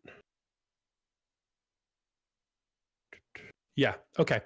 You hit all of them, but that one closest. I'm sorry, I like kind of screwed him up. I'll put him back. You don't hit that one. That was just jumping around. And you hit, or no, you do hit him because he takes half damage, correct? Yep. Yes. With the save. Okay, so he takes 4 damage. And the rest of them take all 8 of the damage. 36 damage in a turn. That's really good. Nice. Yeah, for this like point in the adventure, you definitely did it to him. I'm doing shit this time, guys. Hell yeah! I'm not missing with Cash holding them down and me tripping over my own. Beautiful. Okay. Man, so yeah, similar to the casting of the previous one where you step up on them and your hands light up and you just let it rip.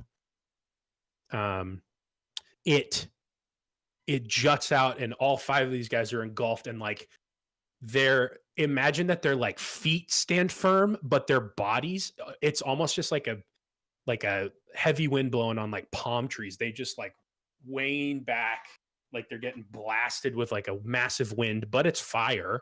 And their feet stand firm, but their torsos just like inhuman. It looks like they're playing limbo and they're just getting roasted up on their torsos, just ripping them up. And they all come back upright and have scorch marks all over their bodies.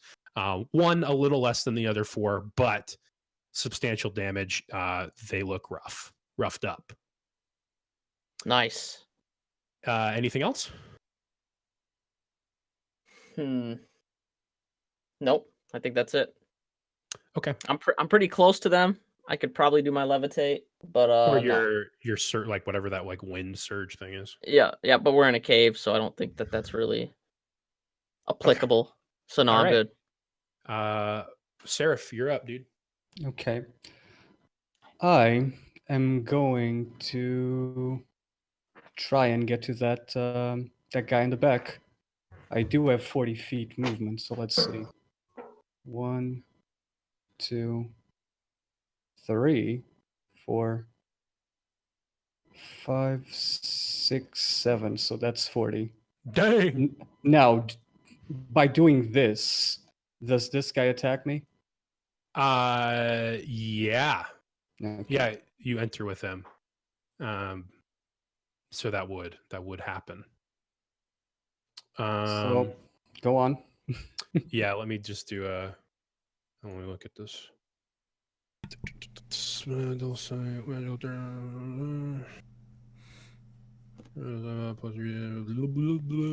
go. Sorry. Had to.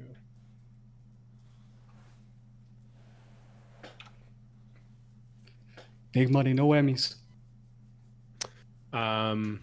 AC for me? 15. Yeah, this thing is like heavily affected by the fire that just roasted it up, and it sees you walk by, but you get 5 feet ahead of it before it like lunges out. It just kind of reaches out with its arms and you walk right past it. It was pretty a pretty sad attempt at getting you as you scooted by. Yeah. But it noticed. Okay, so you are up on the cultist. Let's hit him with a stick. Hit him with a fucking quarterstaff. So D20 plus 5. 16. Okay. And I almost know for a fact that hits. I just have to pull up this block real quick.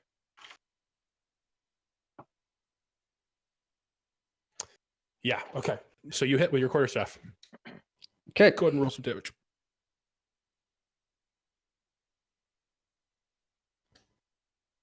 Seven damage. Okay. You come down with your quarterstaff and you bap this guy right on his collarbone, and it brings him down to his knee, and you just hear a like he's down, and you like almost saw, like it looked like he dropped, because it looked like in the time that you cracked him and he hit the ground, he might have been unconscious from the travel down to the ground, and by the time he gets to a knee, he like comes back to it, but like he was almost out with that crack. And he's at your knees, and he's just heavy breathing, like he's feeling bad. I feel like this guy's really big of a threat, so I stop for like one moment. For one moment, everything just stops, and I concentrate, and I do flurry of blows. Oh, this poor guy. Whoa. So Kick Flurry his of ass. Blows is 2 unarmed. And that spends a key point, of Yes. which you have 2. Mhm. Okay. Correct. E20 plus 5. So that's a Oof. 19 Nice. Okay. on first one. Let me roll the second one. And another 19. There you go. Nice. And what's the is there a modifier on these attacks at all?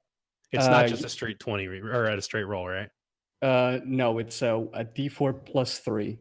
Yeah. Okay. So even So with the it would be 6. how are you doing these strikes? Since I've used my staff on him, right? I just put my staff on my back. Ah!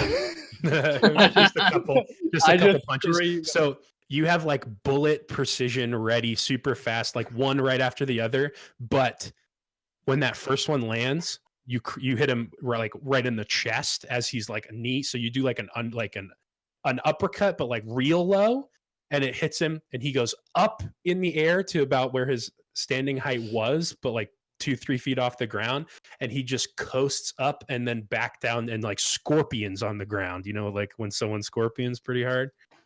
And this dude is gonzo.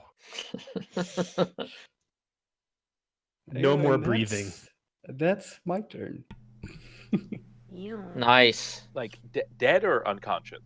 I mean, there was no holdback on that. I think we were taking a life, yeah? Yeah. He's he's dead. Nice. That's the big guy. Well, Uh-oh. Okay, is that your turn? Yeah. Okay, sweet. Coven. I'm gonna go ahead and first of all move up 15 feet next to my sister, and I'm gonna reach into my satchel and take out a little vial of water, and there's a language of some writing of multiple languages on it, and I'm gonna go ahead and just dip a little splish splash on my hand, and I turn to Cash, and I place my wet hand on her forehead, and I say, "May the Wanderer bless you," and then sling my hand back and throw the water onto Alagos's back, and then throw a little more water right at Everly's face, and say, "Y'all are blessed. The Wanderer watches over you."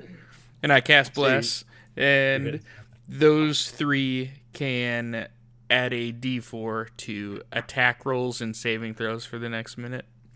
So like we did in the session 0, the 3 of you he just picked, when you click on your character, you have that blue circle to the top right. Go ahead and type D4. Just type a D4 so you remember that you have that to add. As you're blessed. Also, when you moved up, you shined some more light a little further down into the tunnel. Oh god, I just finished my movement over here too. You were next to Cash. Yes. Oh, you were finishing your movement there? Yeah. Yeah, 15 feet to me and then 15 feet on. Okay. Let me give you this. Dang. It like won't. There we go. Whoa! And then I actually have to give you more because you moved a little further. I chose to give myself the what appears to be a halo and angel wing icon because I am blessed by my brother. Oh yeah, let's get that on everybody. That's blessed. Yeah, that bottle chewing is for sure picking up. Oh yeah, a little bit. Yeah, I was gonna say, like, wait, I Is don't. it? Maybe I don't. I don't know.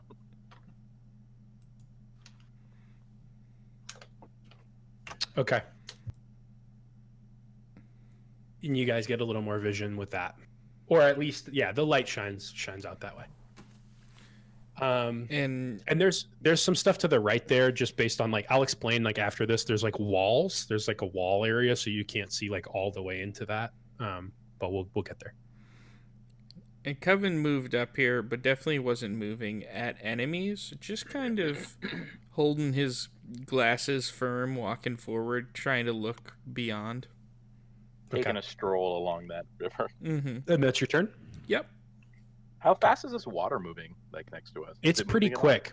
It's Yeah. pretty quick. Yeah. It's a good. It's loud, so it's like Yeah. it's got some movement, and it's definitely echoing.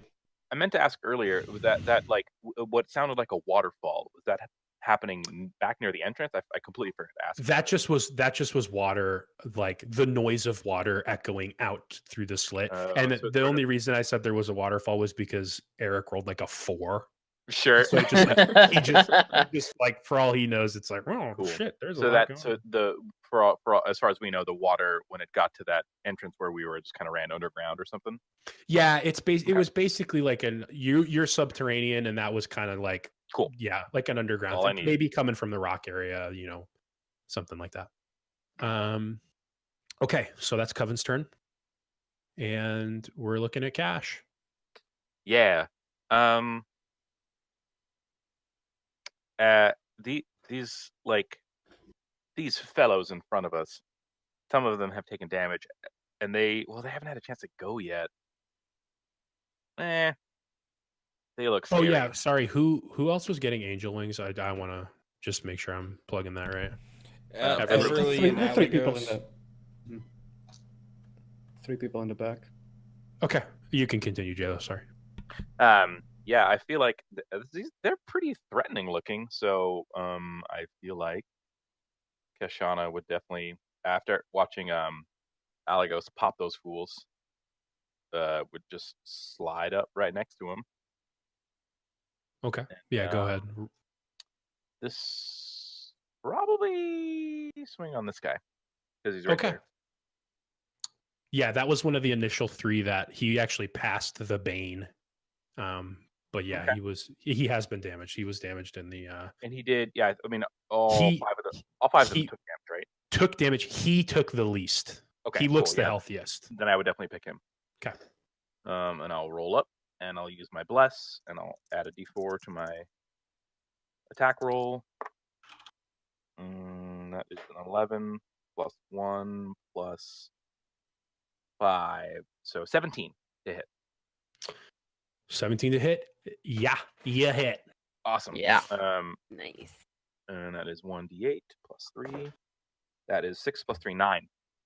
9 damage. 9 this- That damage. handsome guy right here. Sweet. So Uh, handsome. Definitely. Let me look. Has the best butt. Oh, dang. I checked. Booty boy coming out, dude. Man, why? It won't let me zoom past. It won't let me zoom in any more than this. Really? How I far looked at it. zoomed? I'm trying to look at his butt. Oh, dang. Okay. Sorry, that's flavor. That's flavor. Tell me how you do that. Tell me how you So how you hit him with it. So watching Alagos just sort of slide up and hit that flying V flame thing again was pretty dope. And seeing them all kind of like be scared about it. Shield has been on, sword has been on the whole time. Just sort of marches up and it sort of assesses the group and notice that one sort of did the duck under on the attack. I imagine that's probably why he took less damage. Mhm. And just sort of strolls up and is like, eeny, meeny, miny, stab! And just goes up and just tries to get like underneath the shoulder and like into the ribs of this guy. Just stabs him right there. You do that, Sweet. and it drops to the ground, lifeless. You see the black like glazed eyes that it had. They go like shock white, and it drops to the ground. Oh, you hit him with the eeny meeny stabs? Yeah, figured I'd give it a try. New friends and all. Works every time. Scribble, scribble, scribble, scribble, scribble. Okay, sweet. Yeah, it and would- that's unless I think, man. Yeah, it's my turn. Okay. It would be Homeboy on Seraph's turn, but RIP to the homie. And then it is now the bunch of these creatures' turns.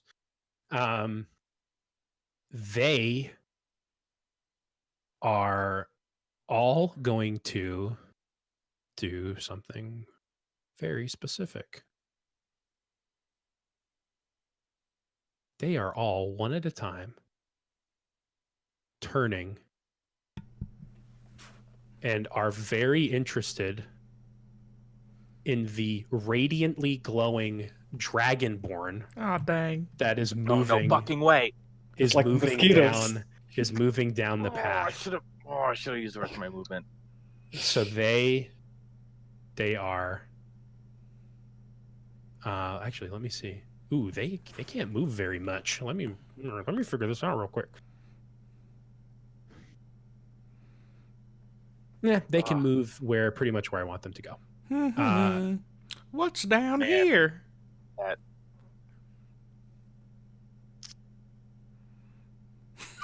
Oh boy. Uh-oh. no. Uh-oh. Oh, dang. Cash. Coven. Oh, no. man, why didn't I use the rest of my movement? What an idiot. He's getting swarmed. They move in and are just like moths to flame. They are just coming for you. Shit. Oh, no.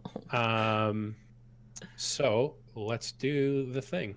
That's so 4 of them. The other one is the other one's reaching. The one to the left, there's one behind it. It's like reaching over the other one, and Okay. just it can't quite get you. But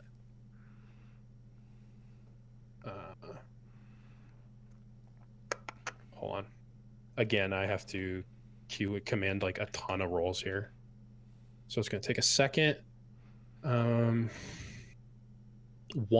of them is Baned, the one up top.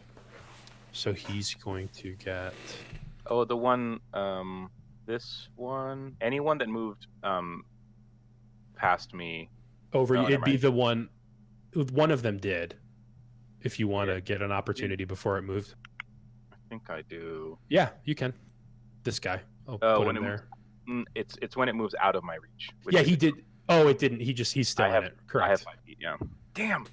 Okay. Brother. And Brother. the other ones all kind of came from the top area too.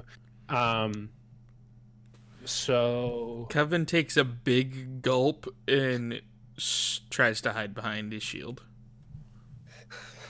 Oh, yes, you have a shield. Yes. yeah, man, sorry. This is gonna take me another couple seconds. Man, do our shields look alike? Hell yeah. Yeah, exactly alike. Sure. Sure. Rad. I look forward to the fan art, please. Shield touch. Should have told me that. Add it to your revision notes. They're so great Okay. already. Damn. What's your AC?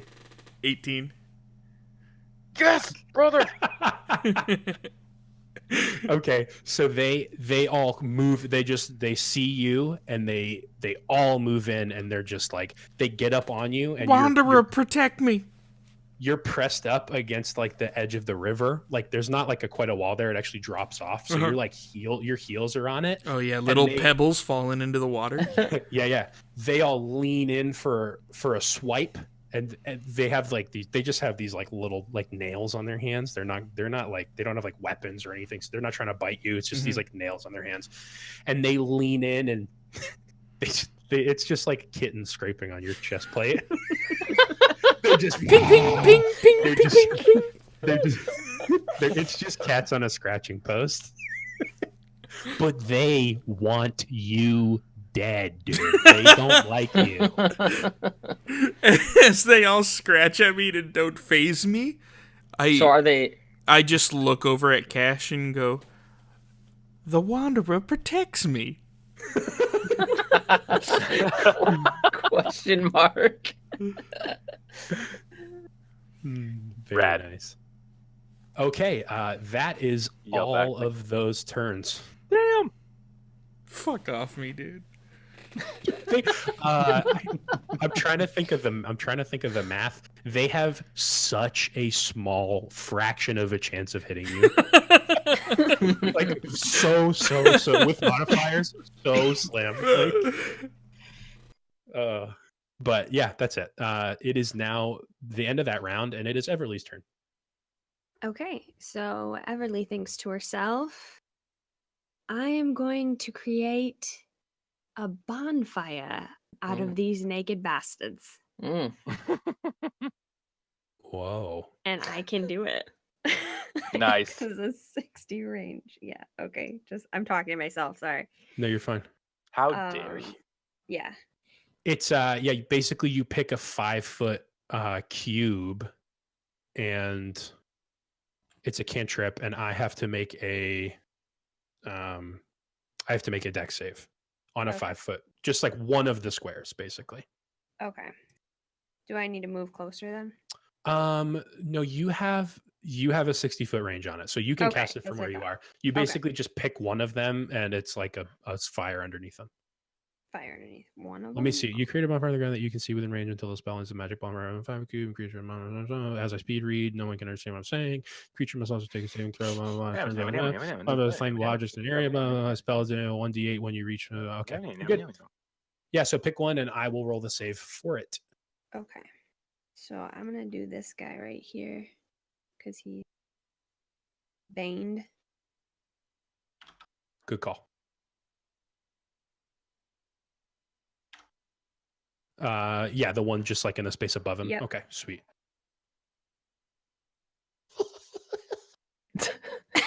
These rolls are quite amusing, folks. Yeah, so tell me what you do. Tell me what you do with that. It's the same. It's like a verbal, and also somatic. So a little hand motion, but you're a bard, so yeah, you could pull out that loot and hit us with another jam if you want. Okay. Well, so I take it out. Take my loot out. She pulls it out, cannon. I'll pull, yeah. Roll to pull it and- out. Oh, cannon. Okay. What is that? No, you're good. Oh, am I? Yeah, Okay. go ahead. You can cast it. I pull my loot out, and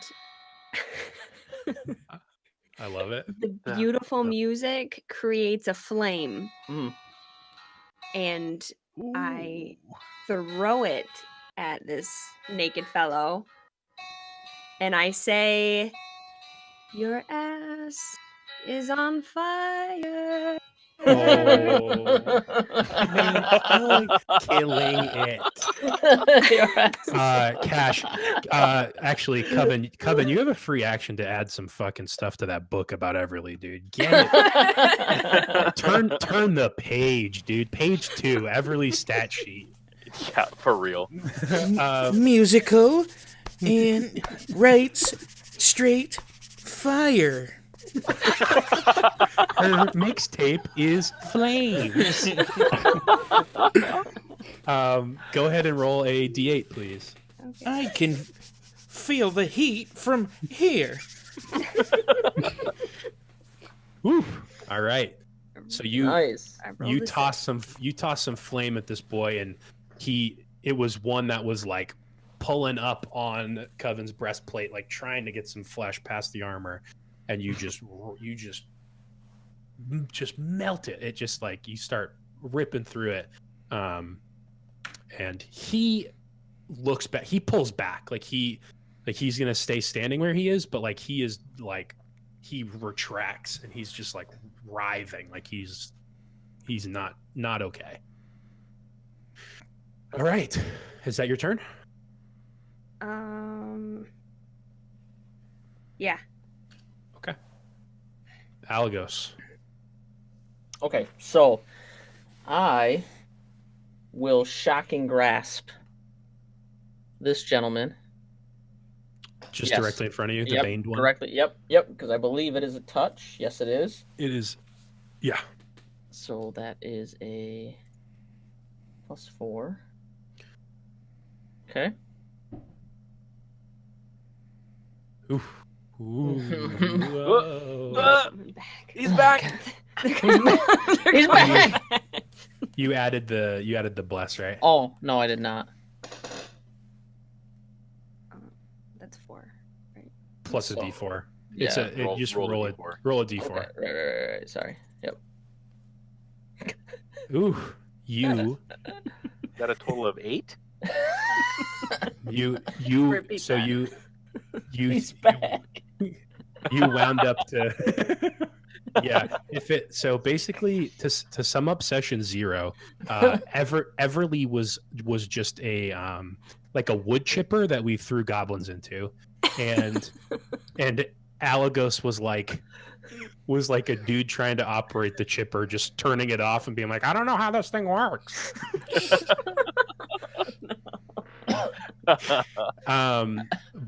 But yeah, you go ahead and tell me what this looks like actually.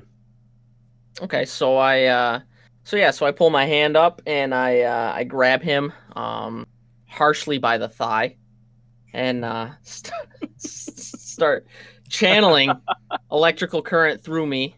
My skin starts to get a darker hint of blue. My hair stands on end, and that's Very pretty nice. much how it goes. Pump some damage into him, please. Okay. So this is 1d8. We've got a lot of really good hashtags going, boys.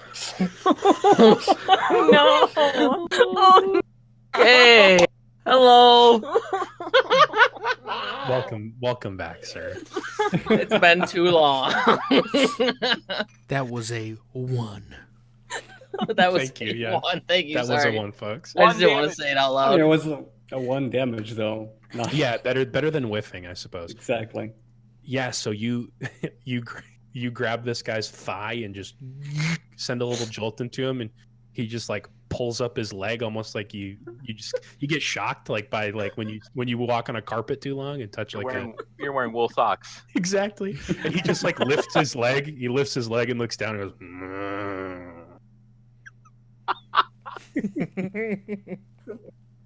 That's about it. All right. Anything else for you, Sphere? No, I think that's all I can. Yeah, actually, I can move still. Correct? Yeah. You could use your little. Oh yeah, you haven't even moved either. Yeah. Yeah, I am going to slide up